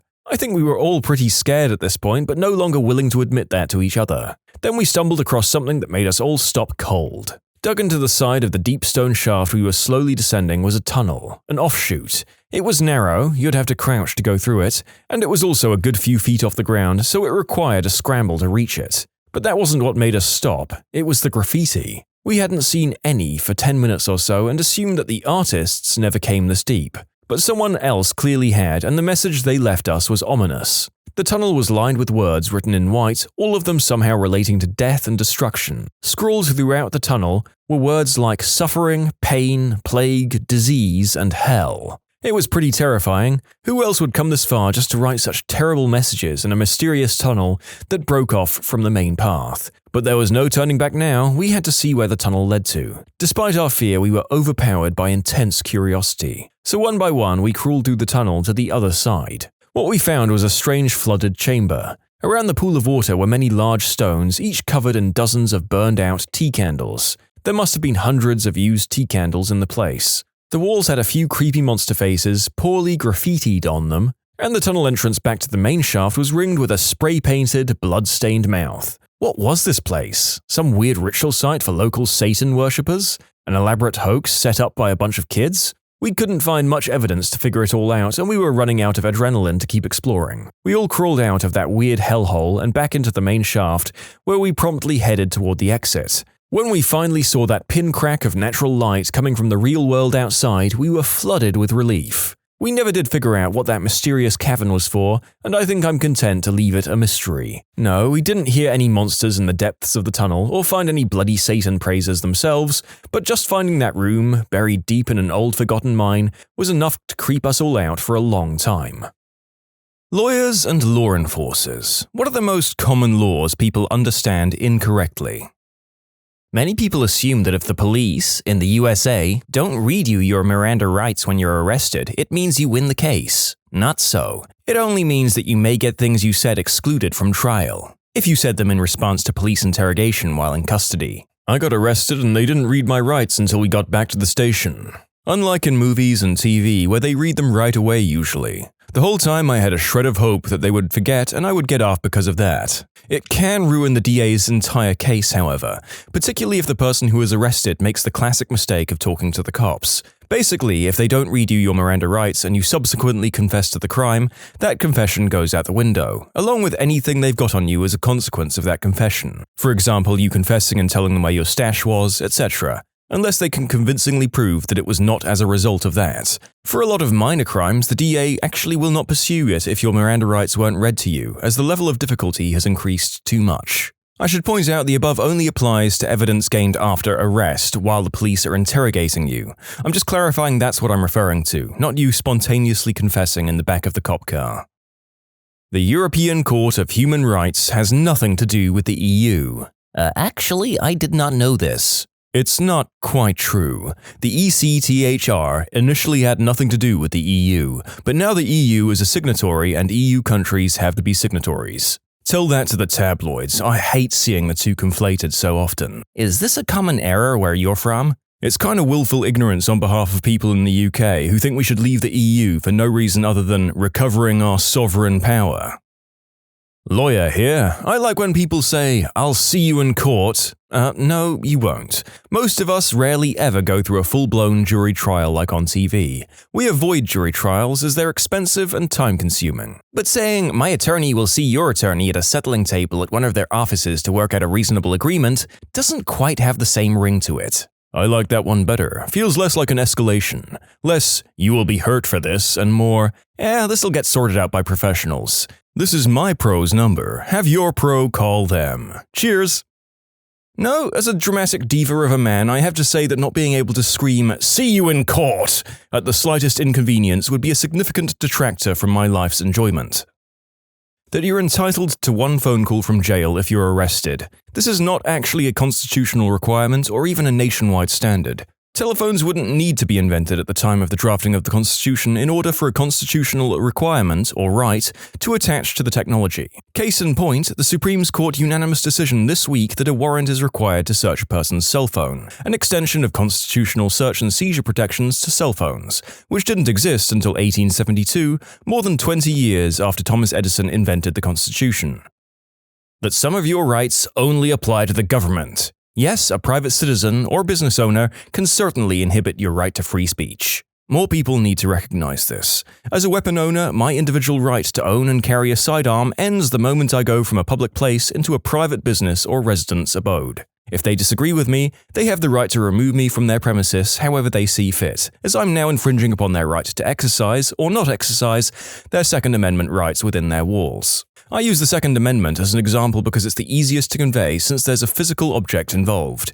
This applies equally to all rights though. In the cliché example of shouting, "Fire!" in a crowded theater, this person is infringing upon the exercise of a business's First Amendment rights.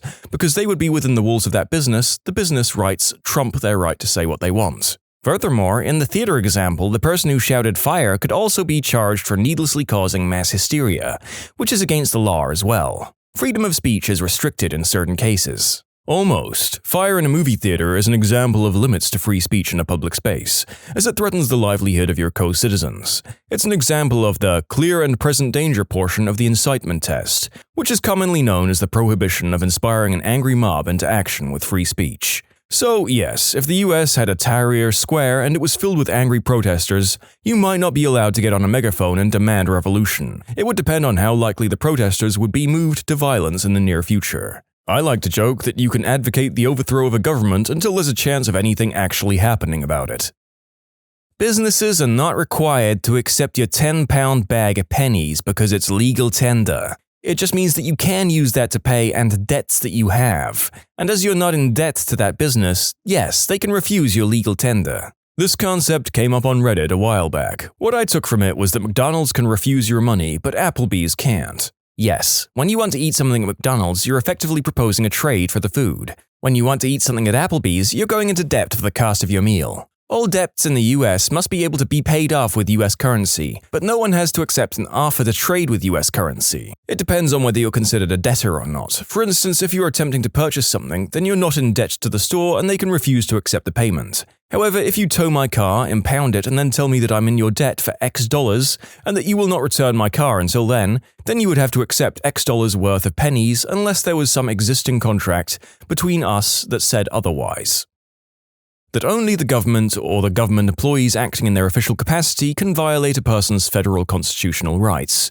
To use a somewhat outdated example, the Duck Dynasty guy has a First Amendment right to say what he wants, but A&E can fire him for it, call him up, rehire him, fire him for practicing his Second Amendment rights, call him up, rehire him again, and fire him for petitioning the government. They may be violating American ideals, state constitutions, or federal and state statutes, but they are not violating his First Amendment rights because the Constitution only binds the federal government, and selectively state governments through the 14th Amendment.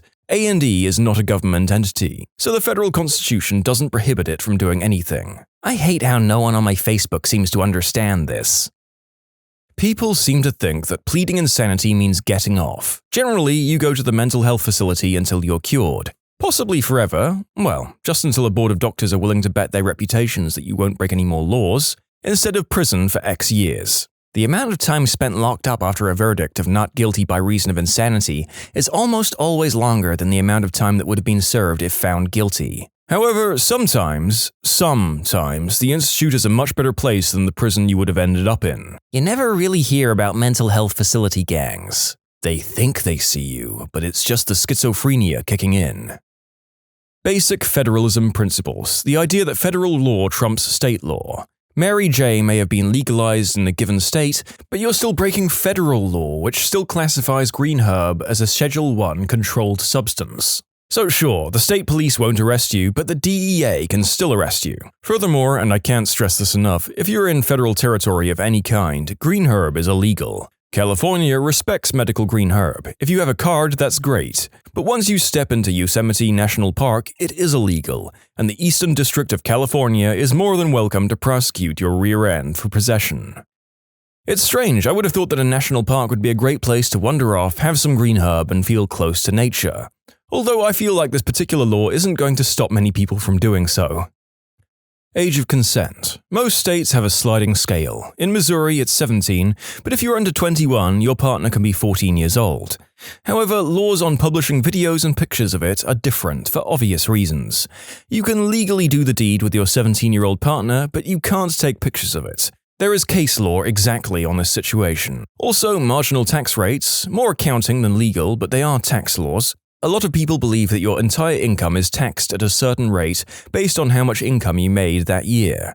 Rather, it's a sliding scale where the first portion is not taxed at all, then another portion is taxed at a low percentage, then the next portion is taxed higher, and so on. If I knew the percentages, I would quote them, but I'm not looking them up. Sadly, the ACA was not created this way and can create some really dangerous income issues for people receiving subsidies. Oh man, I'm an engineer and some of my coworkers still don't understand marginal tax. You'll still hear talk of, I hope I only get a 2.9% raise this year, because 3% will bump me up into the next tax bracket. It's baffling.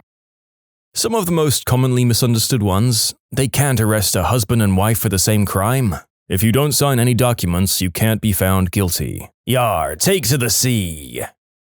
Do not remove this tag under penalty of law except by the consumer. No, you won't go to jail for ripping tags off mattresses or pillows. The consumer is allowed to remove the tag. Are you sure? Actually, yes and yes.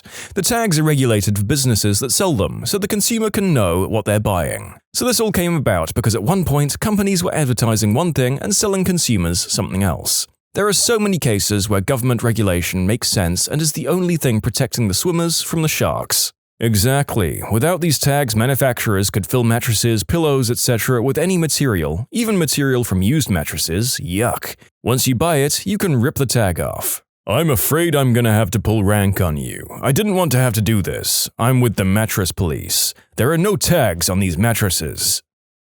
I get tons of calls asking if they can get a divorce for adultery or abandonment. This is despite the fact that most states, Ohio and New York being the only holdouts, did away with fault divorce over 30 years ago. In Kentucky, we went no fault to divorce in 1973. Long story short, in an argument with my then wife while on the phone with my lawyer, found out she had cheated, she screamed that infidelity was not grounds for divorce.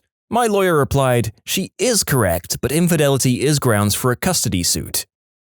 You can submit your own stories to be featured here on the channel. The story submission link is in the description below. And if you want to listen to some vibey music in the background, check out easymode, also linked below, and subscribe. I'm in law school right now, and many people in Germany don't exactly know the lifelong prison sentence. It's not really lifelong like some people believe. It's imprisonment for an indefinite time period, but minimum 15 years. The average lifelong prison term is about 20 years. This varies by country, and in the USA, by state. If you get a life sentence in the state of Pennsylvania, you will die in prison, barring appeals or revocation of sentence. Other states, like California, are like Germany, where a life sentence can mean you're eligible for parole after a predetermined amount of time. Lawyer here.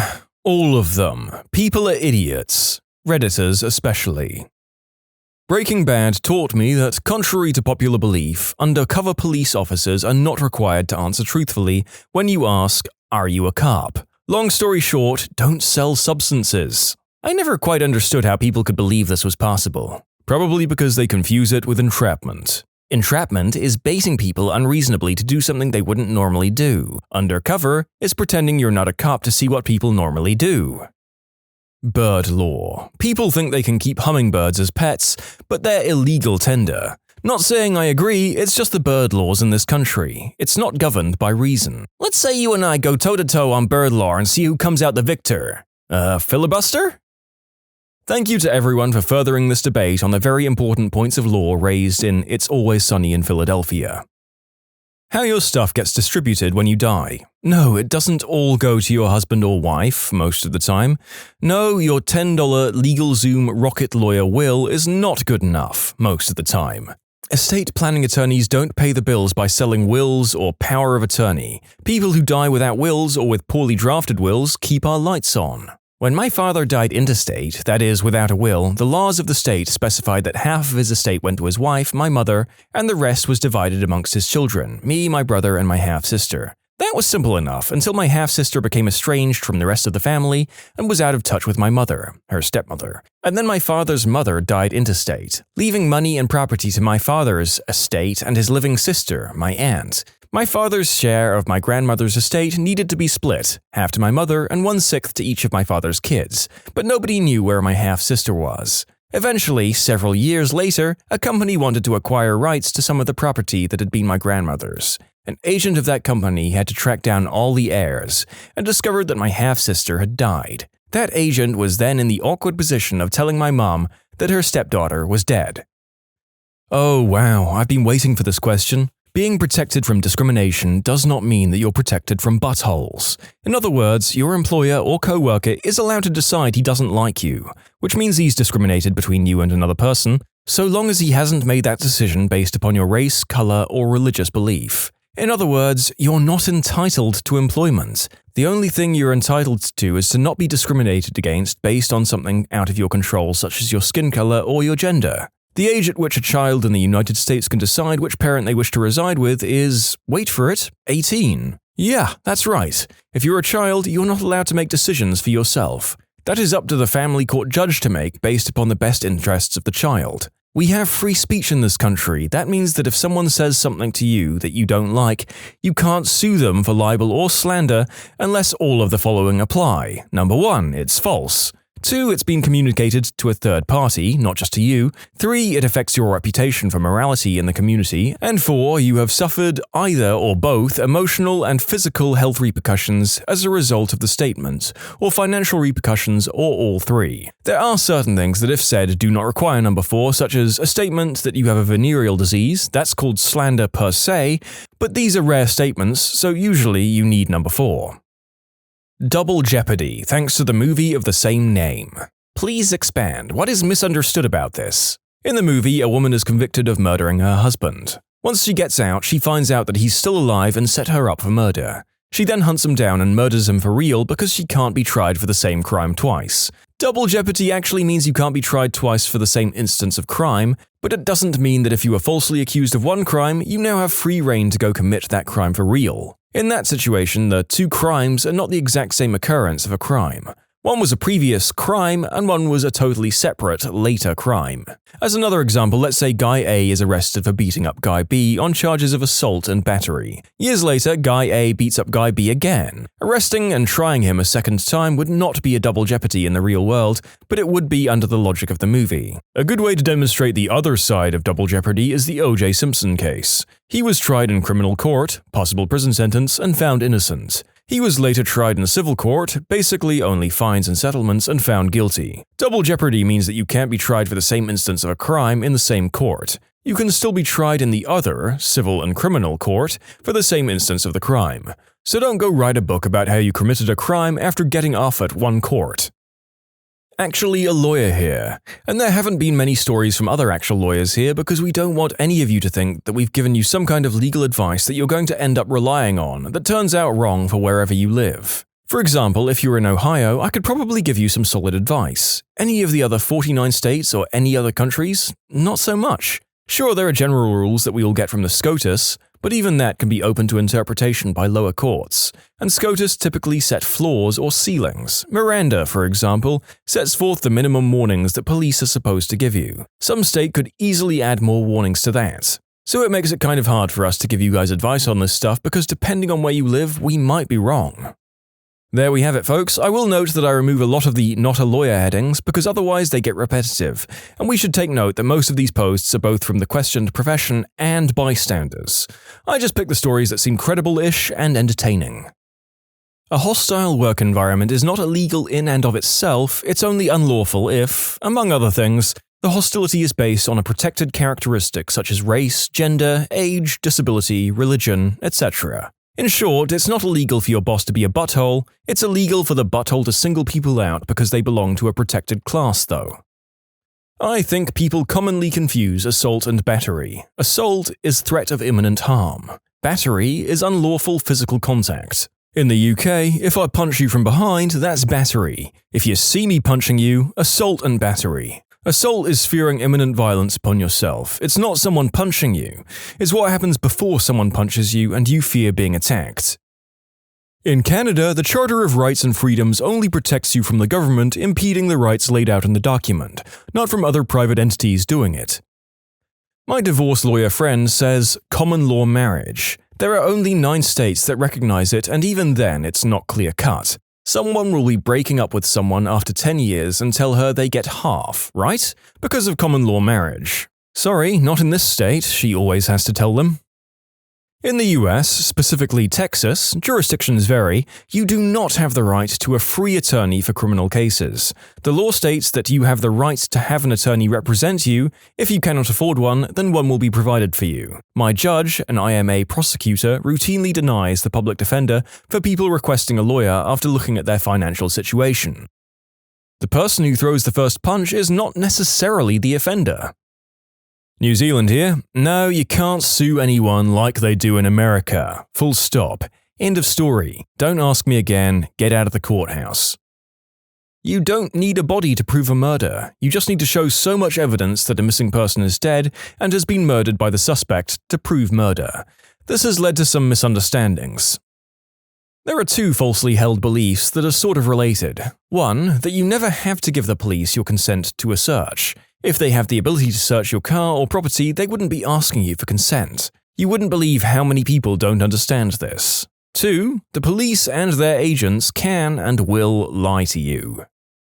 People seem to think driving under the influence means actually driving. Drunk and in your car with the keys within reach? Yeah, that's a DUI. Doesn't matter if the engine wasn't running, at least in most states.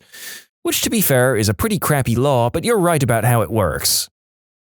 Not a law per se, but the concept of judicial review. I'm amazed at how many people struggle with the idea that when the US Supreme Court hands down an opinion on a question of federal law, be it constitutional law, statutory interpretation, or what have you, that the court's word is final. That is, of course, until the law changes, from a constitutional amendment, congressional repeal, modification, enactment of statute, etc. Freedom of speech means that the government can't arrest you, fine you, etc. for anything you say, barring conspiracy to commit a crime or hate speech. It in no law protects you from any other consequence, such as an employer firing you, an establishment banning you, etc.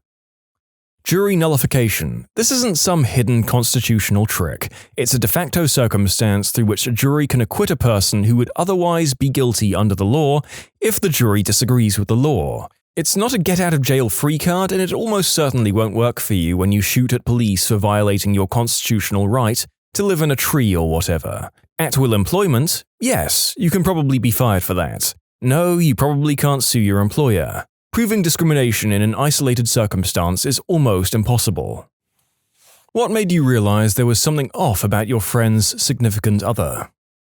I met them as an already married couple, and everything seemed fine until she went into labor at my house. It was her second child, so she knew it was early labor and decided to rest on our couch while we hung out. We were going to watch her older child when she went to the hospital anyway, and our house is 30 minutes closer to the hospital, so it made sense for the 3 of them to hang out around our house until go time. That's when my husband and I started noticing her husband's strange behavior.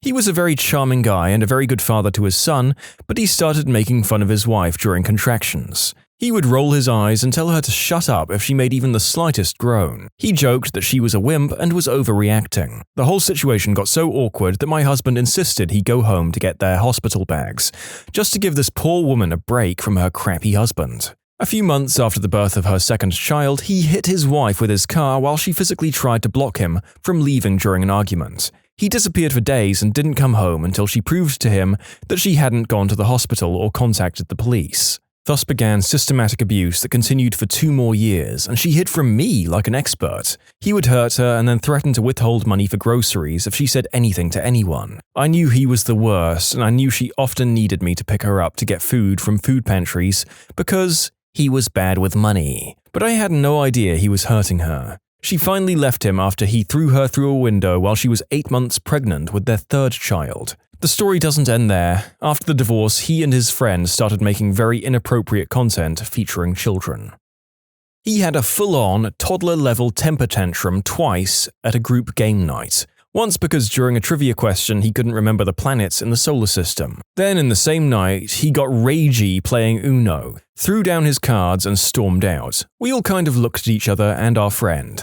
That was when he knew he was off. My friends and I were all in our mid-20s and he was over 30, so it was definitely not acceptable behavior. A couple of weeks later was my friend's birthday, so we all went out for the night and ended up at our neighborhood bar. He threw another temper tantrum, I think it was overscoring for darts or something equally ridiculous, and stormed out and peeled away in his car, leaving us with no ride home. This was pre-Uber or Lyft, and none of us wanted to spend money on a taxi, so we sobered up on the 2-mile walk back to my friend's house. Thankfully, she broke up with him not long after. She's now with a wonderful guy who not only knows the planets of the solar system, but also treats her a lot better. I wonder which of the presumably many tantrums broke the camel's back in that girl's mind. How many screaming rages are too many in a relationship? He tried to feel me up at her birthday party. I tried to tell her, but she took his side. We're no longer friends. Same. My childhood best friend introduced me to her boyfriend. They hug and he makes the "I want to lick your hoo-ha" sign with the finger V, with the tongue waving through it, over her shoulder. I told her about it and she got mad at me. They ended up breaking up because he was cheating. When will these people learn? What the frick? I tried the argument, I have nothing to gain by telling you this. He, however, does have something to gain by lying to you. It didn't matter. This was even after she had caught him cheating when they first started dating and had caught him in creepy situations like having her call him by the same nicknames an ex gave him, giving her the same clothes he had given to an ex to wear. She found pictures of the ex in the same hoodie he asked her to wear for him. When she went off on us for arranging a campsite at another friend's wedding. They got married on a 20-acre farm and the reception was on site. Instead of agreeing to split a hotel room with 1 bed between 8 people, the arrangement would have been that she got the bed and the rest of us would sleep on the floor. Yeah, no.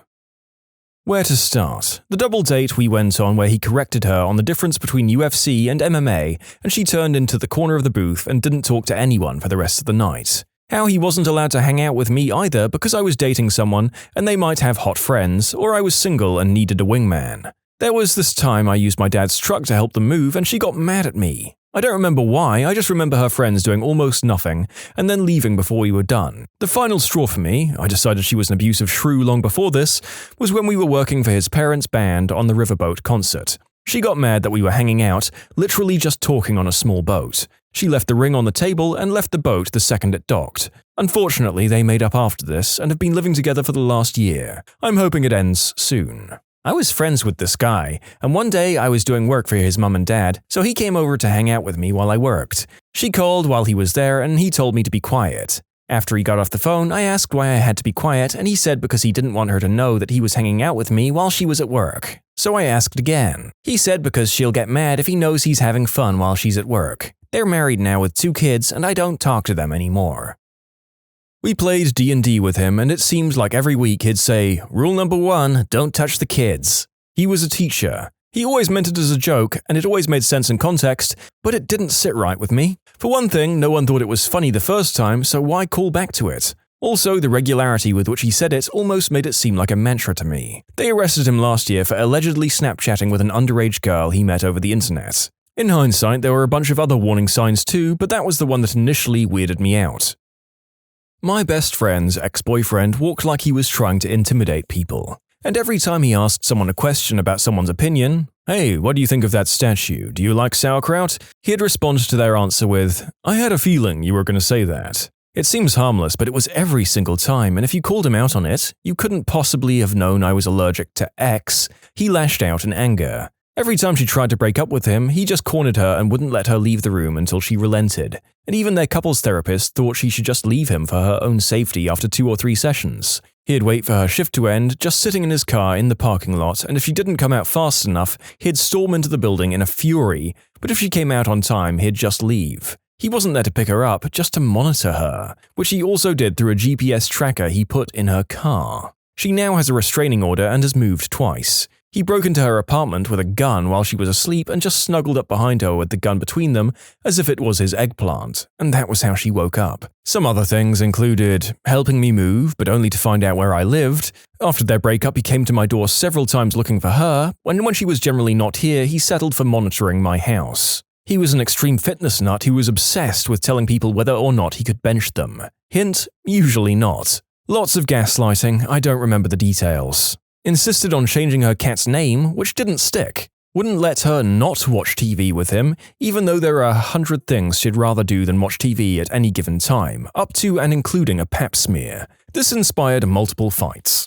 Charmed her parents so successfully that they insisted she go to couples therapy to work out their differences, which were, I don't want to be constantly monitored, also your general controlling behavior is creepy, versus, you have nothing to hide if you're doing nothing wrong. Ultimately, their breakup was supervised by the couple's counselor who had building security waiting in the lobby and her hand on a panic button. Who knew she'd have that? He stormed into her work when she quit post-breakup because he decided that they'd fired her and his plan was apparently to threaten them to get her job back. He took her to court to argue against the restraining order. The judge looked at Friend's documentation and how she was leaning away from him even on opposite sides of the room because he was making kissy faces at her, and he granted the order. He made very public posts on some weightlifting social media thing about what a crazy ex-girlfriend he had and linked her profile to his own profile. Good God. I guess the feeling that there was something off began approximately a few seconds into your first meeting with him. Glad she got away. Was best friends with a dude. I'm a lady. I'd been for a few years, there was no chemistry or anything like that, at least on my end. He got out of a long-term relationship and started dating around. He'd often introduce me to these ladies as a sort of barometer of whether or not he thought they were a good match. One weekend he invited a girl out with our group. She's super standoffish, won't smile, clearly isn't having a good time. I try to talk to her, get to know her, try to tell her about my friend and how great he is. She acts like I'm not there. Might as well have been the wallpaper. A month later, I'm on a date and we run into them. Remember, I'm also on a date with a man. As they're leaving, they come over to say hello. She seems equally unhappy to be alive. I introduce my dude, the three of us chat for a minute while she stands there. I jokingly tug at his shirt in a "you old dog" kind of way, and she storms out of the restaurant. Both dudes are confused. This wasn't a flirty touch of any kind, more like a bro touch. Anyway, next day at work, I work with this guy, he comes up to me and says, "Hey, you can't do stuff like that. She's really damaged. She has jealousy issues. Doesn't trust men." I apologized profusely because I didn't realize I'd done anything wrong. I even asked my date and he was baffled as well. This friend had an emergency key to my house in case I ever got locked out. He returned it a week later, citing something about, "What if you call at 2 a.m.?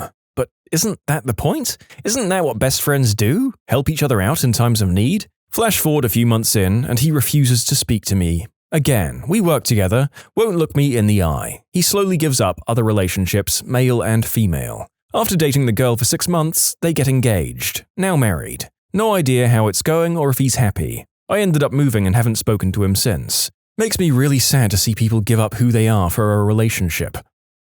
You can submit your own stories to be featured here on the channel. The story submission link is in the description below. And if you want to listen to some vibey music in the background, check out easymode, also linked below, and subscribe.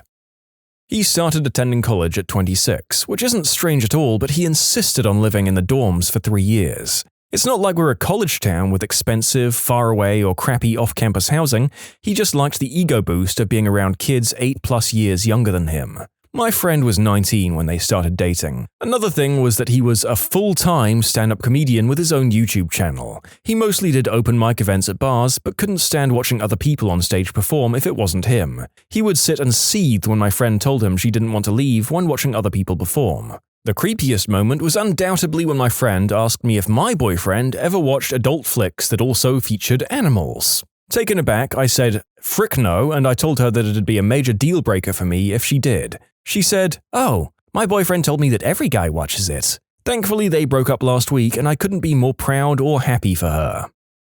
A bit of background, this was a good friend of ours and a previous roommate. At this point, he had moved out about a year and a half prior and we'd only had internet contact with him since. It was a meetup of old friends when we went to visit home.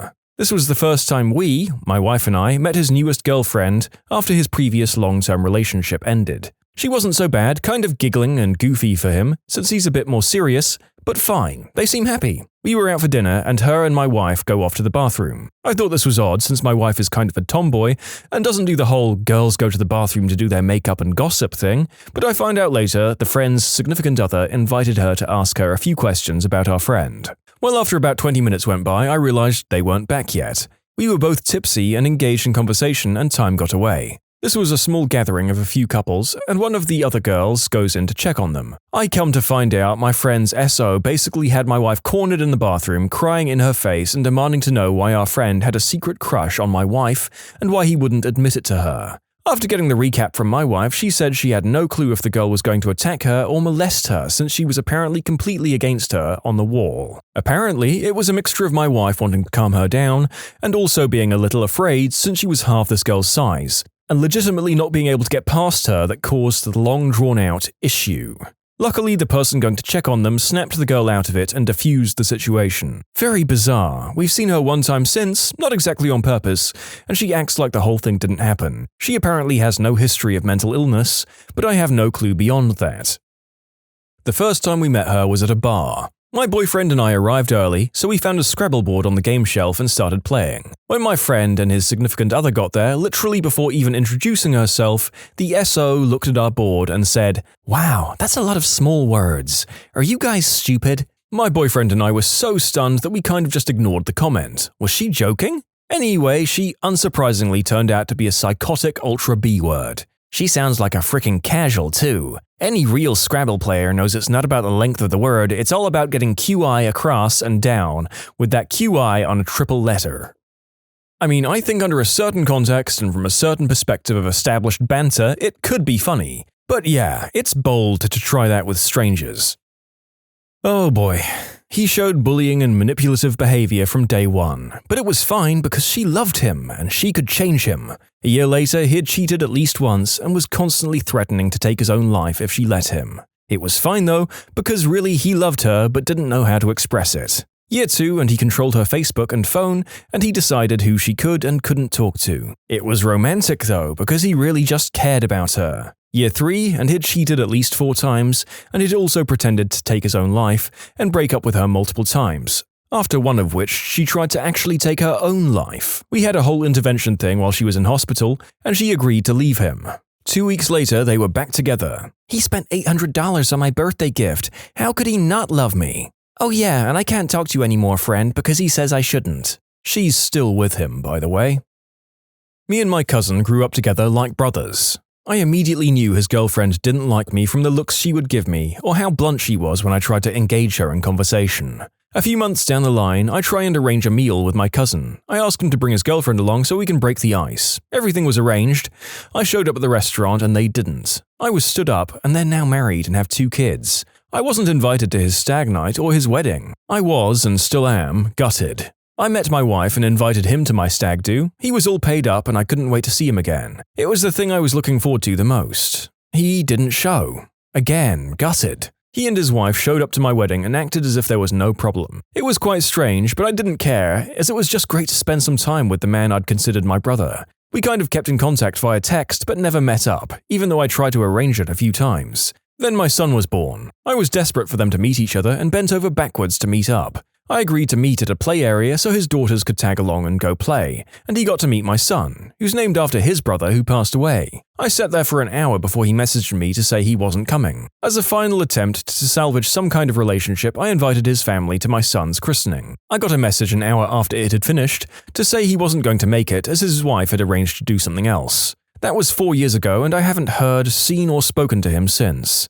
It still makes me sad, but as long as he's happy, then that's all that matters, I guess. Just to expand a little, I have tried to contact him many times, via text, phone, Facebook message, but I haven't had a response. I don't believe he's happy, but I don't know enough about his relationship to pass comment. He has cut me off and there's nothing I can do to change that. I just hope that one day we do get a chance to sit down and talk it through, just so he knows I don't hold anything against him or her. If he wants me to be a part of his life, then great. If he doesn't, then at least he knows I still love him. When he started trying to pick fights with me in order to separate me from my cousin. We were in our mid-teens, he looked 17 or 18, very clean-cut and geeky, in a boy band sort of way, you know, the sensitive one with the glasses. He was well-mannered, respectful to our mums, but he seemed predatory to me. I didn't have the best people around me growing up, so I learned to recognize potential threats early, and this guy set off all of my danger bells. Just small things like watching too closely to see how people reacted to him, and the way his smile never reached his eyes. I wasn't rude, but I didn't fawn over him either. Once he realized that I wasn't charmed by him, he started avoiding me, telling her he didn't feel comfortable around me and she'd have to see him alone. He tried bullying me anytime he saw me, while still bragging to me that he was her protector and her white knight. Found out a few months later that he was actually in his mid-20s and had a record for stalking and trying it on with underage girls. Too bad we didn't know this before he gave her herpes. My best friend started to date this girl about a year ago. She was awesome, always seemed so nice and was very fun to be around. About 3 months into the relationship and everything was going great. Then he asked her to move in with him. The day comes to move in and I go over to help her move the heavy stuff and lo and behold she shows up with a 5-year-old. When I ask who it is, she said her son.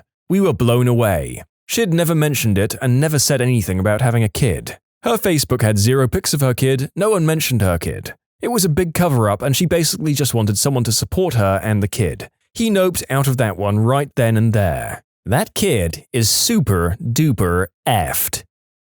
The first time I met him was at her birthday party. He shook my hand, then proceeded to try and grind on me in front of her and her family. Then when I called him out on it, everyone said I was the problem and just jealous. A year later, it turns out he'd been cheating on her continuously and had gotten 2 girls pregnant while dating with her.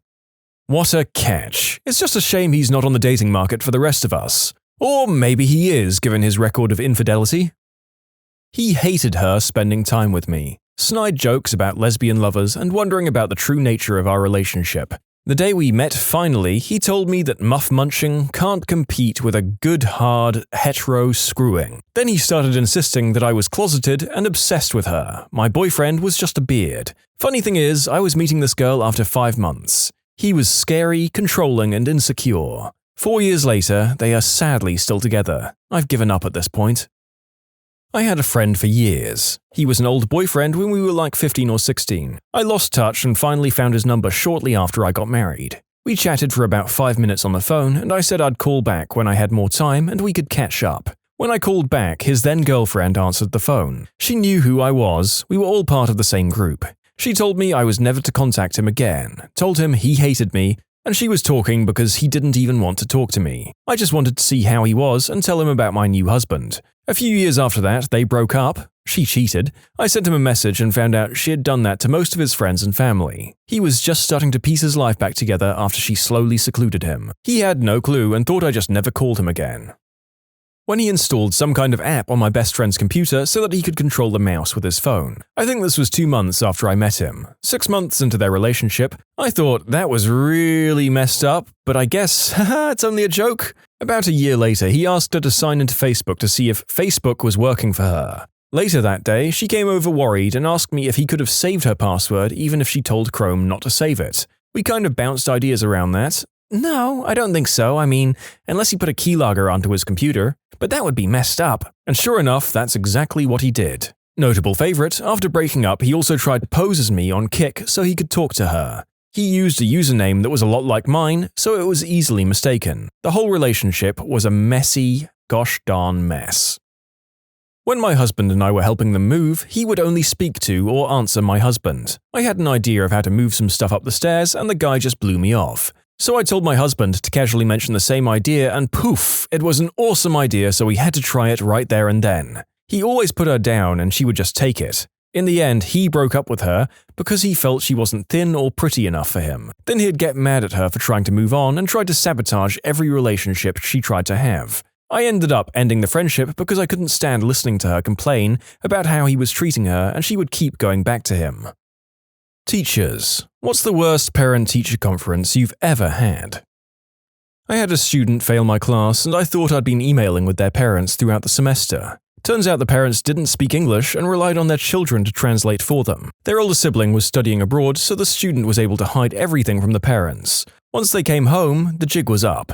The parents couldn't believe their child had lied for months, so we had a face-to-face meeting. It was so awful to see their faces crumble in shame and humiliation as their oldest child translated the meeting. I teach 7th grade, and the one that stands out to me was from my second year in the classroom. Probably it sticks out in my mind because I didn't feel confident in my job yet, so this interaction I had with the family threw me for a loop. Once, I had a struggling student come in with their family, and I was so eager to talk to this family. I was hoping that we could have some kind of constructive conversation that would lead to the kid's improvement in my class. I'd pulled up their grades to explain why he had a D in my class and what he needed to work on to bring his grade up. Next thing I knew, parents started completely berating the kid, calling him stupid and lazy and telling him that he was a failure. It was horrible. Even worse, the kid was on the spectrum, so he really didn't have the kind of emotional stability to handle something like that. Heck, I don't know what 7th grader would be able to handle something like that. He started crying and his parents apologized to me, and led him out into the hallway where they continued to berate him. It was rough. I tried to smooth some things over by talking about the kid's strengths, but they just wouldn't be deterred. The kid was sitting on the ground in the hallway, just sobbing next to the lockers, and his parents left, presumably to go to conferences with more teachers. I tried to console the student, but I don't think there was much I could have done. He was just completely heartbroken. I had to tell a well-known gang leader that his son was failing my class. It actually went better than expected, but the anticipation was real. I was talking to the parent of a kindergarten student and telling her ways that she could help her child at home. She suddenly said, "Do you get paid to do this?" I said, yeah. And she said, "Well, I don't." Then she swiped all the papers off the table, stood up and walked out. I was like, okay then. My best friend's mum was told by her kindergarten or reception teacher in the UK to stop helping or encouraging her to read as she was making the other kids look bad, when in fact it was the teacher being a bit crap. She changed schools not long after. Why on earth an educator feels the need to stop a child from learning and excelling is a question that will never not boggle my mind. Not quite a parent-teacher conference, but it was after I got my first cell flip phone long ago when they were just coming out. An 8th grader stole it. My wife called the phone and the guy who answered was dumb enough to give her his name.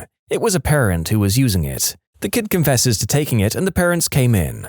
Admin confronted the parents about it, explaining that we just wanted the phone back. The parents tore into the kid for confessing he took the phone and told him his birthday was cancelled for ratting on them. I've had similar to this. Lady at my work, her phone goes missing. She then, months later, does a home visit to a family and sees her phone on the table. She picks it up and her photos are still on there. She says to the mum, "This is my phone." And mum says, "Oh my god, sorry, if I'd known it was yours, I would have made him give it back." How the frick does your 8-year-old just come home with a stolen phone and you're cool with it unless it's been swiped off someone you like? I did like the kid though, just couldn't trust him. My mother-in-law is a teacher. She had one child who basically existed to make sure my mother-in-law wouldn't be able to get through her day peacefully. Crawling on the ground all day, continuously talking, just generally distracting other kids and being uncontrollable. Mother-in-law had several talks with the kids' parents, but they obviously couldn't give a single crap. One day she lost her phone that she always kept on top of her desk. She spent hours looking for it when it occurred to her that the kid had been unusually quiet toward the end of the day. She asked my father-in-law to call her and of course the kid picks it up. My mother-in-law was furious and called the girl's parents. Her parents said that the kid had claimed that mother-in-law had let her have it for good behavior. It was all really stupid. Parent was irate because I caught her 6th grader cheating on a test. The parents said that the daughter was too stupid to cheat anyway and kept calling her dumb and an idiot. The daughter was right next to her, hearing her mother talk all this negative crap about her. Absolutely broke my heart. In tears, I told my principal. She said, "Well, there's nothing you can do about it, and if she really believes that, she's doing an incredible disservice to her daughter." I left the school the end of that year.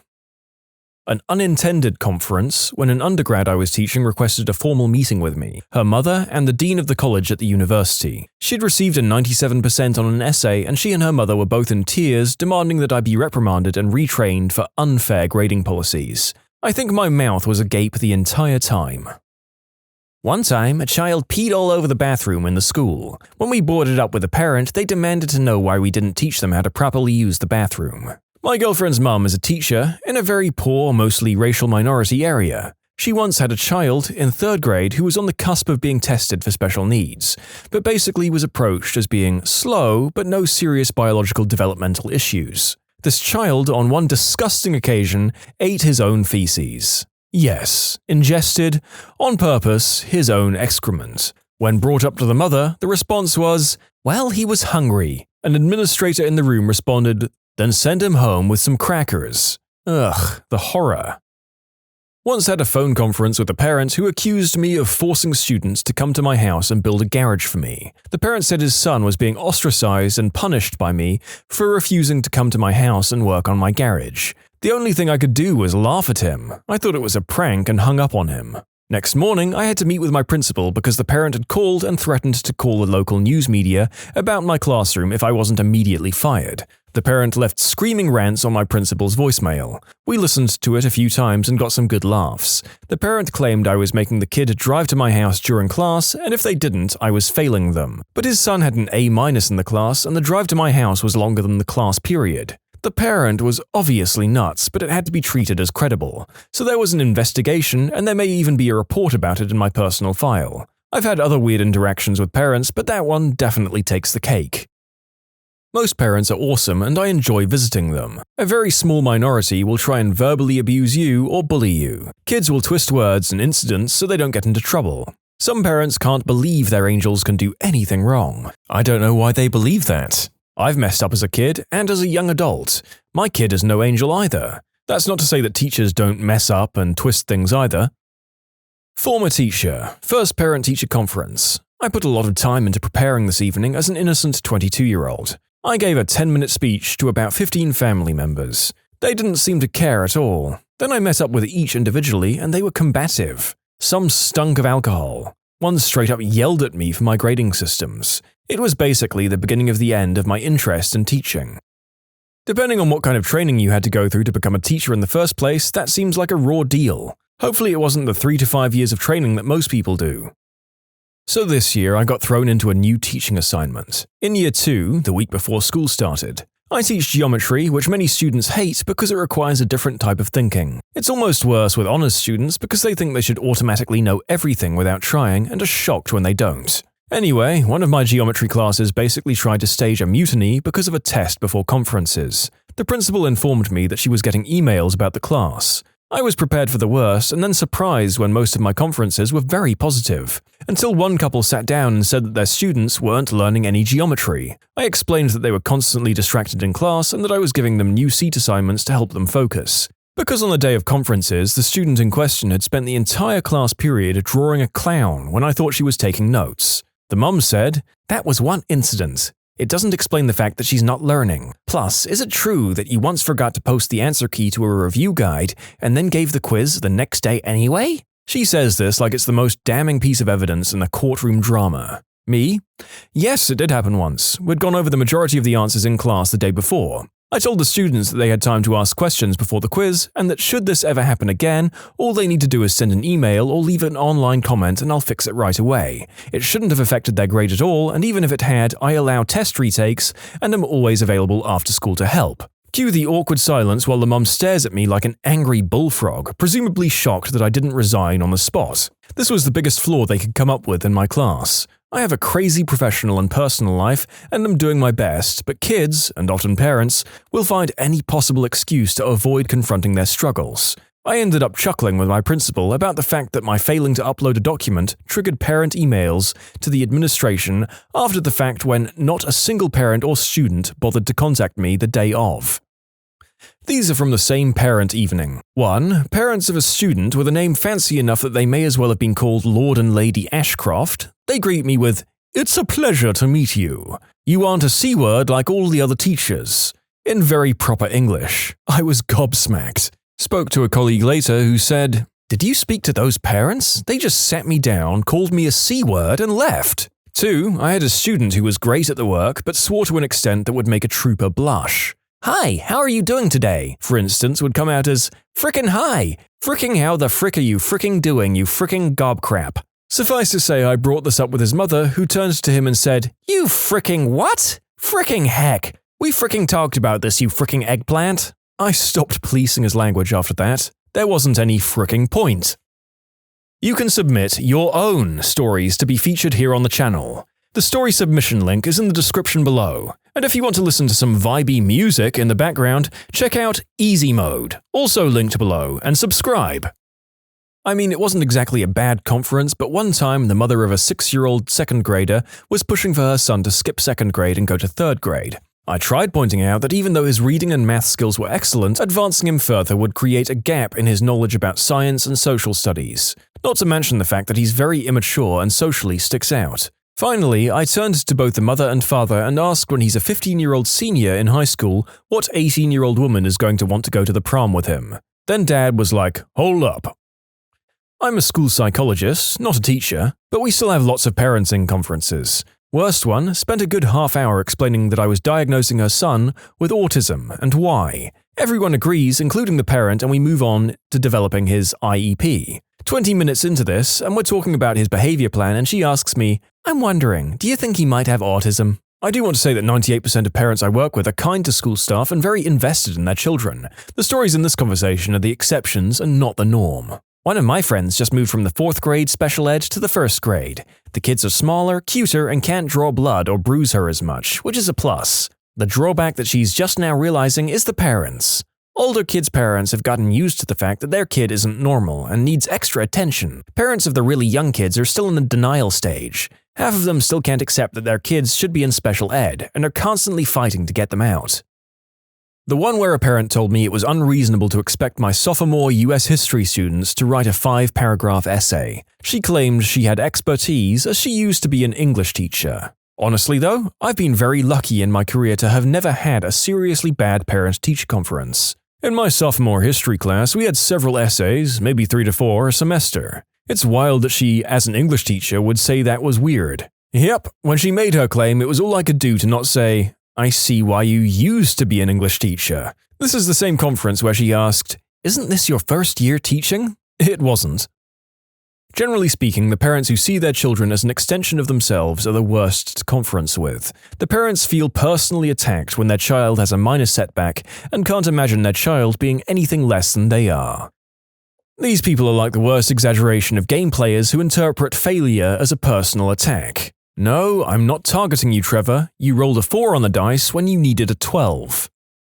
I had a parent-teacher conference where I basically got called a racist. The father was like, "Can't you see my son isn't like other kids? Give him the benefit of the doubt," heavily indicating his race. This was after his son cheated on a test. The best part was the father was vice principal at another school, but his son went to our expensive private school because he didn't want him in the public school he worked at. The kid eventually confessed, and to be 100% transparent, my school is incredibly diverse. He was far from the only kid there who was his race. Admin was super supportive. They ended up fudging his grade to please the parents after I gave him the 0. They wanted me to do it, but I refused. I told admin they can do whatever they want with the gradebook, but I'm not touching it. I had an experience like that once, was teaching at the majority-minority school where the staff wasn't as representative, only 40% minority teachers. As a result, it was a frequent and not always unwarranted occurrence for a teacher to get labeled as a racist, or at the very least, not treating students equally. I was sitting in a meeting between parents and all of the students' teachers, as well as the principal, to discuss gross behavior concerns we were having with this child. Being really inappropriate with peers, violent outbursts, etc.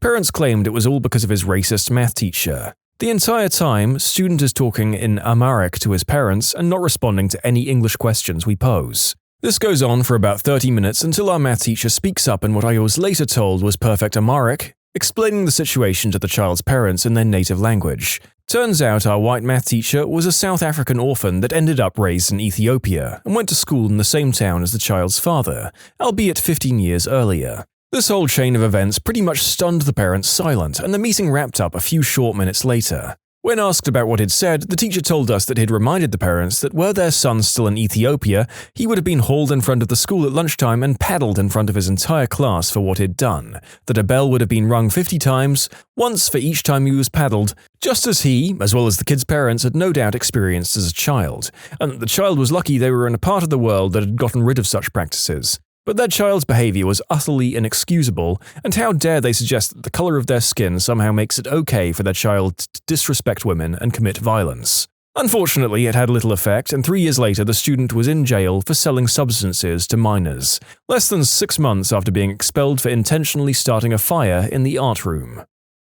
I was a first-year special education teacher last year. I had little support that year and learned as I went, but especially since I was dealing with health problems at the same time, it wasn't a great year for me or the students. I should add that the majority of my students were bilingual, English and Spanish, and many of the parents didn't speak English at all. My Spanish is advanced beginner at best, so I became well acquainted with a few of the interpreters that worked in translation. There are a few that stick out in my mind. The worst was when the interpreter was a no-show during an ARD meeting. AP requested that I reschedule the meeting. The parent was understanding, but I was so stressed out and embarrassed that the parent came all the way to the school just for the meeting to not happen at all, with the due date for that child's ARD soon approaching. Once everyone had left the room and was out of earshot, I broke down crying. Second to that meeting with a parent who was scared to death that her child had autism. I worked with him more throughout the first semester, and I did begin to notice some possible and very subtle signs of autism, but he didn't have behavioral problems aside from needing regular redirection, and he got along well with his peers, so I wasn't too worried about him from a social standpoint. Academically, he was struggling, but we were working on that. The parent was in tears, and nothing I said could calm her down. What made this especially uncomfortable for me was that I'd been finally diagnosed with autism not even a year prior after suspecting for so long in my life. I wanted so much to assure her that even if her son did have autism, it wasn't the end of the world. It didn't change who he was as a person, but I wasn't exactly sure how. The last one was where the parent ended up being a no-show for an ARD.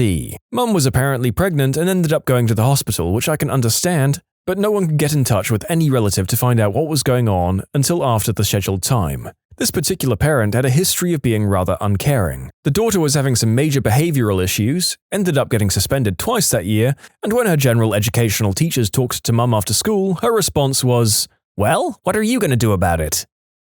I had a student as a sophomore in a co-teach special ed class. The student was borderline ID, he passed the heavily modified class. Students with these types of educational accommodations and modifications aren't able to attend a 4-year university. They can attend community colleges. The next year he was in my class again. I contacted his case manager and the parents told her they wanted to put him in regular classes so that he would be eligible to attend a 4-year university. We documented his work and scheduled a parent conference. We politely told the parent that their son was bombing the class because he was out of his depth, and we wanted to do the right thing and move him into co-teach classes where he could be successful. The parents argued with us that he was doing well in his other classes. He was passing with a 70 in every one.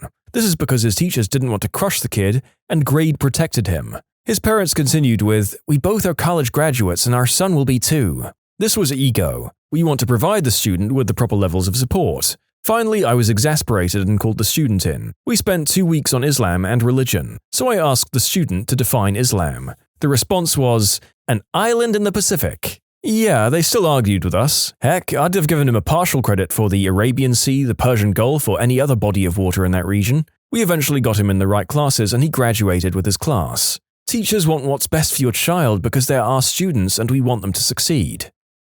That's true. I remember having a teacher who did not like me and I did not like them, and I downright hated their subject. But damn, they persisted. Kept me in after class and I probably wouldn't have passed math without them. Most of them want what's best for your kids, guys. Parent accused me of singling out her child, talking to them differently versus the other 25 kids, sitting around and doing bugger all except talking about my romantic life, plus more wild, hurtful accusations. Also accused me of trying to be friends with students, all of which couldn't be further from the truth. I pointed out that I have a TA with me who could dispute those claims. Also legal documents backing up how her child was lying, documenting all the inappropriate behavior and harassment her child had directed at me, with times and dates. The parent continued to reiterate that she believed I was a liar and tore verbal shreds off me for almost 2 hours, no matter how much I repeatedly defended myself. I've never felt so disrespected and belittled my entire life. I was teaching 8th grade. I called a parent due to having their child repeatedly disrupt my class. I don't like to kick students out because to me that means that they've won. They aren't learning anything if they aren't in my room. I also operate on the idea that even if they're tuning me out, they may read one of my posters and retain something. Anyway, I called a parent explaining that their child was disruptive, blurting out, passing notes, moving to different seats, texting, saying rude things, etc. And the parent said, "I bet my child isn't the only one." I responded, "You're right, but I'm talking to you about your child, not someone else's. Isn't it your job to correct their classroom behavior?" I responded, "I've explained the steps I've taken to support your child in the classroom. What do you want me to do about it?" I responded, "Well, I'm not old enough to be your child's parent, so I would appreciate parental support." This is what I said instead of, "Parent your fricking child." There was one kid in one of my classes who had seizure disorder. So one day we had a guest in the room and he wasn't doing any of his work. Then when she asked why, he said, "I have seizure disorder, so I don't have to do any work." They then told me, the student teacher, and then I told my mentor teacher. His family and I had a parent-teacher conference already scheduled that day, so when I brought it up, the dad goes, "My son didn't say that, the guest was making that up." Yes, the guest came into the room, figured out that your kid had seizure disorder, and then told me your kid said that just for fun. Okay. Probably the time when both the dad and the son were high as frick. Both were nodding off in the meeting. The mother looked like she was on the verge of tears. Poor kid never stood a chance. What were some wild things you saw happen at Olive Garden or another restaurant with an all-you-can-eat deal? Oh, this is something I can actually answer. I was working a lunch shift and had a table of 3 come in, all mid-30s women. I bought the initial bread basket out, turned around, and they were gone. Okay, y'all were hungry, that's normal. Bought a new basket out and it happened again. Kept bringing baskets of bread, had to be 7 or 8. At this point, we're talking about 30 breadsticks, and the food hasn't even hit the table yet. I start watching, and they're putting the bread in their purses, just filling them up. Manager asks them politely to stop, and that was that. They weren't thrilled. Wasn't putting breadsticks in your purse a meme at some point? I've never understood why a purse. So I'm a dude, and I don't own one, nor have I ever looked up how much money they are. But aren't purses super expensive? Like, I get you can put a bag in there, but if that bag fails, you'll have a greasy, cheesy, garlicky mess in your purse. Are those maybe $6 worth of breadsticks really worth it? Don't get me wrong, I love Olive Garden breadsticks, but still, man. I was a waiter. I had a couple of middle-aged ladies there from lunch until early dinner, roughly between 1 and 6 p.m., with the unlimited soup and salad, water to drink, of course. Manager said something to the effect of, "If they want to sit there that long, let them." After lunch, I gave the table to the waitress relieving me. I told her to keep the tip. We both knew they weren't going to tip. The thing I found amazing was their casual, marathon-style conversation. Slow, steady, long pauses, and comfortable silences. They both knew what they were doing. When I left around 3 or 4, they weren't even winded. I worked at Olive Garden years ago. Not entirely related, but I had a middle-aged, overweight woman always order a pint of Alfredo sauce as soon as she sat down. They sell it in quantities like that for takeout orders, and she would slop it down with about 6 breadsticks before she ordered appetizers. We're talking 2,000 plus calories before appetizers and dinner. I still remember her ordering, and her mouth opening and closing like a gooey, heavy cream sarlacc pit. You have just ruined Alfredo sauce for me. I'm hungover. This just made me gag. Ugh. Used to rent a room from someone who ordered a never-ending pasta pass, and they were accidentally sent too. Rent paid for itself that month. How much is a pass? If I remember correctly, it was $100.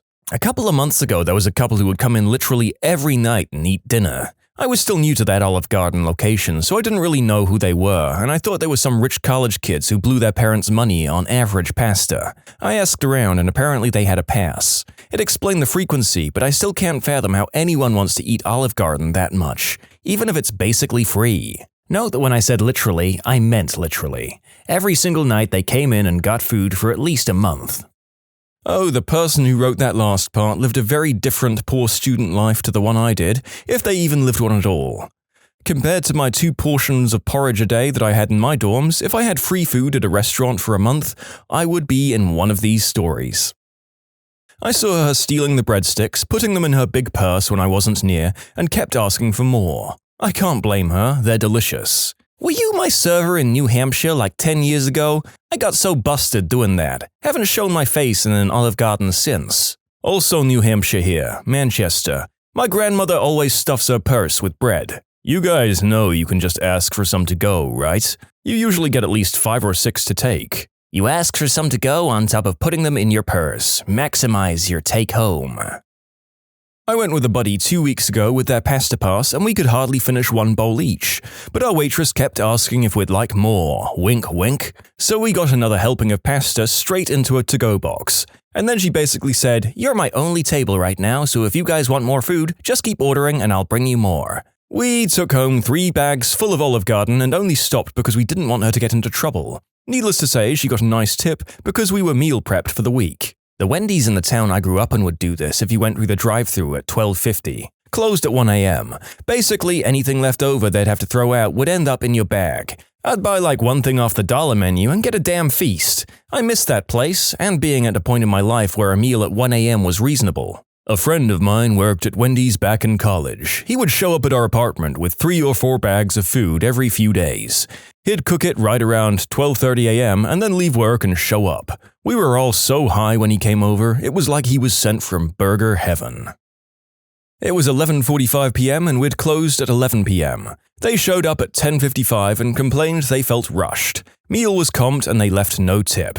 I hated serving. Another story I just remembered, we had a guy who had a pasta pass, pay $100 and get all the pasta you could ever want in a month, and would come in and eat and then proceed to either wait until he had to poop or made himself spew to make room for more pasta. He usually came alone with the same crusty outfit and would tell everyone how much money he's saving by coming every day and eating pasta. Oh, I've got plenty more. For example, I had a family who we call the Alfredo family. Literally the worst people I've ever met. Came once a week and complained about literally everything. Kids would run around the entire restaurant and steal tips from other tables that were left out. They got the charming nickname because no matter how much Alfredo sauce you put on their pasta, it was never enough. I'm talking 10 to 15 scoops worth of sauce each. They literally used every excuse to get comped food and gift cards. The drink was either too flat or the food too dry. We were the worst Olive Garden ever apparently, which made no sense since they came once a week. They must have gotten thousands of dollars in comps and free gift cards. It was terrible. They even tried to lure out one of the managers to the parking lot to assault her because she was seriously over their crap. Guess what they got for pulling that stunt? A $200 gift card. My girlfriend says only a manager can cut someone off from the unlimited food deals, and the only time that they cut someone off was during the unlimited pasta event. He ate so much he couldn't eat anymore, but he refused to leave because he wanted to wait until he could eat more. There was a place called It's with a buffet, movie room, cartoon room, sports bar room, and arcade. It had $2 Tuesdays, $2 buffet. Many people would come for lunch, watch movies until dinner, and eat again. I don't work at Olive Garden, I'm just going to share a story that happened there last week. It was my birthday on the 22nd, and a friend wanted to take me because she had a gift card. She said I could have it, but I asked her to go with me to use it. There's only one Olive Garden in town, and it's always a madhouse, but we went anyways because of the gift card. Got there, waited maybe 20 minutes for a table, and all was going well. We'd just put in a drink order, and we looked over the menu when suddenly, bam, power went out. Floodlights immediately kicked in, so it wasn't dark. So we waited, hadn't even received our drinks yet. The waiter brings us waters. Soda couldn't be bought because something about the machine not working with the power out. No big deal. We're asked to see what the situation is, but we can leave if we'd like. Most people stay hoping for it to come back on, us included. 5-minute pass and the waiter brings out breadsticks and salad, so we're happy to snack while we wait. 10 minutes later, we're told someone ran their car into the transformer so power wouldn't be coming back on. Good news was all soups, salads and breadsticks had to be given out because they couldn't stay out, and it was all free. Our waiter even managed to snag a cheesecake slice for me because it was my birthday, which was also free. He received a large tip that night. A 30% tip on a free meal. Reminds me of how my brother and I were craving Olive Garden, so we went to our local one, but the power was out. That's okay, we drove 5 miles to the next nearest one, got in the door, said one word to the hostess, and the power went out there too. So like good boys, we just found the next closest one. Boy, those breadsticks taste so much better when you have to fight nature for them. Not Olive Garden, but similar. My skinny as frick uncle once got the all-you-can-eat shrimp at Sizzler, and was eventually told he couldn't have any more. The man had easily eaten over 100 shrimp. It was pretty funny. Mrs. Simpson, what did you and your husband do after you were ejected from the restaurant? Oh, we pretty much went straight home. Mrs. Simpson, you're under oath. We drove around until 3 a.m. looking for another all-you-can-eat fish restaurant. And when you couldn't find one? We went fishing. Does that sound like a man who had all he could eat? I'm sorry, but that's all I could think of during that story. I'll admit that I was also thinking of this scene when I read the original story, and that last commenter is responsible for you all having to suffer through my Marge Simpson impression. There are more non-cartoon comments on the incident to follow. Your uncle was deceived. 300 shrimp is nothing. Former Red Lobster server here. The record for endless shrimp was 35 refills, roughly 10 shrimp per refill, plus the 30 shrimp in the original order. All scampi. 380 shrimp. The dude dipped them in water first to remove the scampi butter. It was disgusting. The water thing makes me think that he was maybe a competitive eater, probably training. You can submit your own stories to be featured here on the channel. The story submission link is in the description below. And if you want to listen to some vibey music in the background, check out easymode, also linked below, and subscribe. I'm originally from Eastern Europe, but I worked at Olive Garden in South Carolina during my work and travel trip. It was my first time in the US, and the whole experience was great, but also often awkward. It was weird from the start. People who hired me were very surprised with me showing them an actual work permit. Oh yeah, we totally needed that. There wasn't many foreigners in that part of South Carolina, so the manager decided that it would work great if I pretend to be Italian, to make their authentic Italian dining experience even more authentic. I really needed that job, so I rolled with it, welcoming guests with my Eastern European/fake Italian accent, and people loved it. Oh, I love your accent. It's from northern Italy, right? Yeah, about 2,000 miles northeast of Rome, mate. South Carolinians were some of the kindest and nicest people I ever met, although often confused with geography. I'm actually from Poland, I admitted to the great older guy. Poland? Ha! My father liberated Amsterdam. I got great tips, but this one time, one family liked me so much that the father went back to his house and came back with actual Polish bills. He left me 1,000 Polish zlotys and patted my shoulder as he was leaving. Good luck, kid. He had no way of knowing that the bills he left were communist currency with present total value of precisely 3 cents. Anyway, the worst kind of clients were the ones who just wanted soup and salad and unlimited breadsticks. I'm not sure how it works now, but when this was all unlimited, you had to run around refilling everything, knowing that 3 hours of this will bring you a $2 tip. Hey, it's 20%. 40-year-old ladies were the worst. I preferred a table of cartel members who spoke no English than a group of 4 ladies, with at least one named Karen. Still, super salad people were nothing in comparison to yearly Olive Garden Armageddon, which was the unlimited pasta bowl deal. It was something like $9.99 per bowl with unlimited refills of pasta, sauces, meatballs, and sausage. I had one guy who ate 13 bowls. That's almost 4 kilos of pasta. Still, the only time you could cut somebody off those refills was when they hoarded them in hidden boxes. And that happened a lot. I had a guy who was ordering breadsticks refills every 4 minutes and putting them in his backpack. He said it was for his hiking trip. Stoners often got stuck on eating breadsticks, and once their main meals arrived, they realized they're about to explode and politely asked for boxes. Not Olive Garden, but I got cut off from Denny's unlimited pancakes after 10 flapjacks. I was less than 120 pounds at the time. The cook was surprised when he came out to cut me off. Are you talking 10 pancakes or 10 plates? Right, like 10 pancakes is doable, I'd feel ill, but I could get it in there. It's not an absolutely insane amount. Oh, that depends on what kind of pancake. After 10 Dutch pancakes, I would just keel over and die. My brother once said he had over 30 pancakes at IHOP during their unlimited pancakes. He said after 25 it hurt, but he wanted to get to 30, so he pushed on. I'm still sad I wasn't there to see it.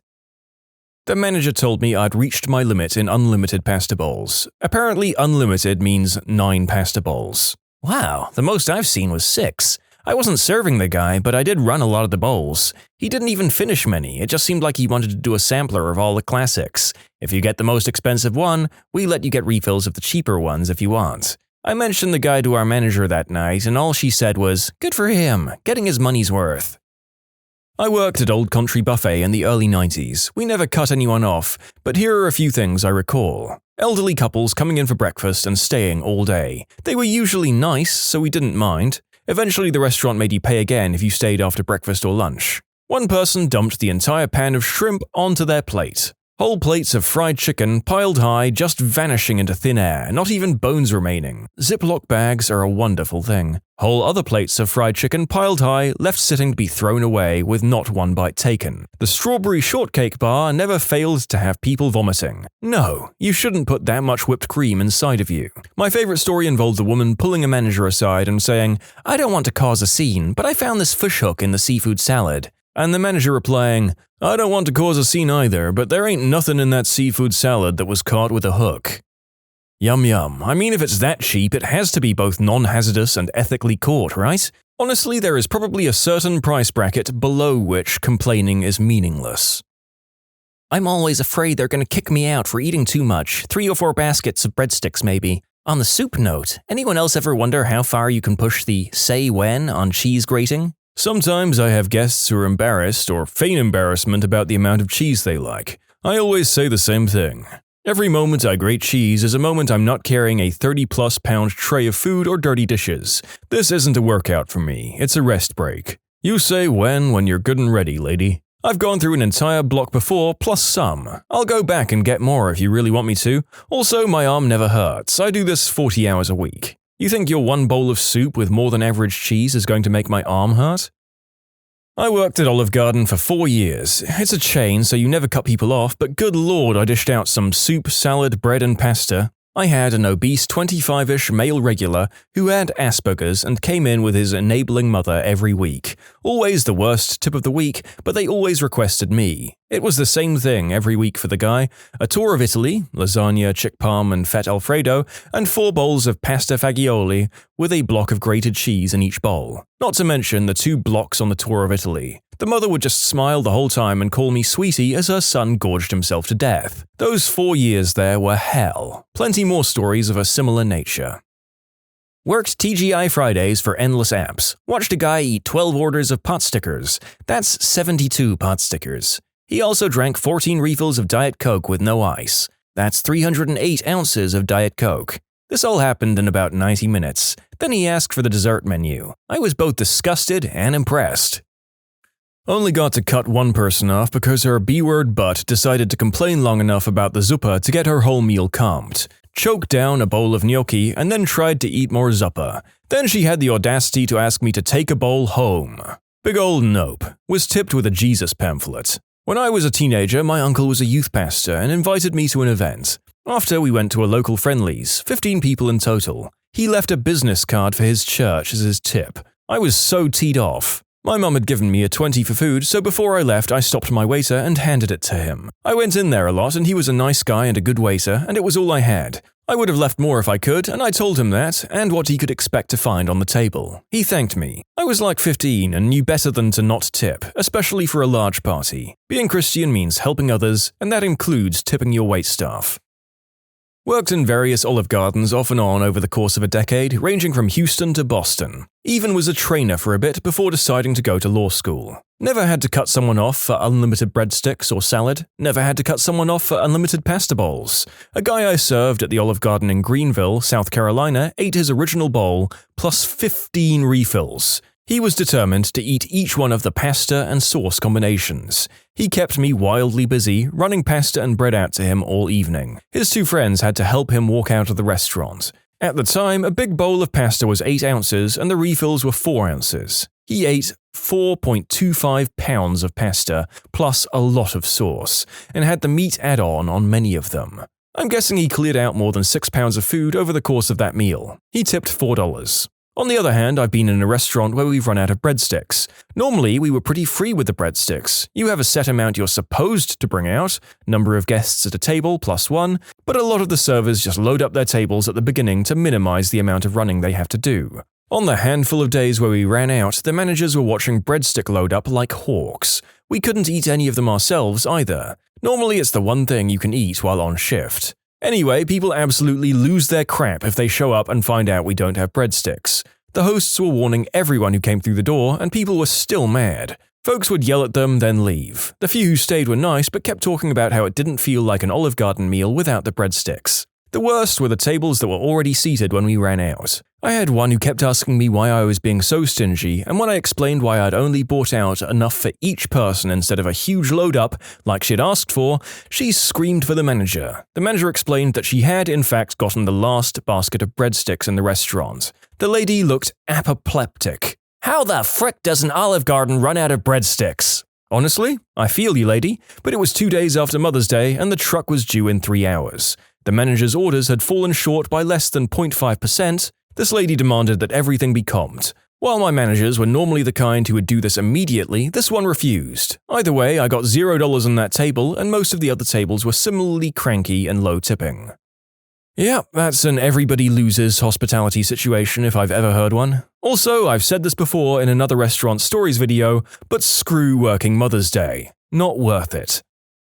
When we were in high school, a bunch of friends went to an all-you-can-eat Chinese buffet. After gorging on many plates, one of my friends who was legendary for his eating prowess went for dessert. He took a whole banana cream pie. A manager came over and berated him for being wasteful. There were some vague threats of making him pay extra if he didn't finish the pie. The friend proceeded to eat the whole pie. The manager told him to never come back. My mum got kicked out of an all-you-can-eat sushi place once. She was pretty mad. The manager somehow didn't think a small Filipino from Hawaii could eat that much. He's obviously never met anyone remotely Filipino. This would be a fun prank to play on an Olive Garden if you were triplets. Just sneak in one at a time and keep ordering a crap ton of salad and breadsticks. The guy just put away baskets and baskets. I don't understand. When I was a flight attendant, I used to hate serving first class because the people were grumpy. On the night flights, we didn't have great food in first class because most people were sleeping and the food is expensive, etc. One night, I only had one gentleman awake in the first class section and he wanted the meal. Turns out the meal that night was just some sad pesto pasta and a soft breadstick, which I served to him. The man grumpily goes, "What is this, Olive Garden?" And without thinking, I said in a weird Italian accent, "When you're here, your family." And he just looked at me and sort of smirked. Still one of my proudest moments. Sort of related, this customer came in and asked my coworker, who was new at the time, if they could have a box of chocolates, like the 15-pound box that we get off the truck. I was in the kitchen and saw her walking out with the box. I asked her what she was doing and she said she was giving the customer what they asked for. I quickly took that box and told them both no. It's crazy what some people have the nerve to ask for. My buddy and I went to Olive Garden damn near 30 years ago. We're looking up at the menu trying to figure out what we're going to order and the waitress walks up. "Welcome to Olive Garden, blah blah blah." I forget the spiel. "With your entree you can get unlimited salad or soup," or something to that effect. "Oh, what kind of soup do you have?" my buddy inquires. "Well, you can get either the soup or the salad," she clarifies.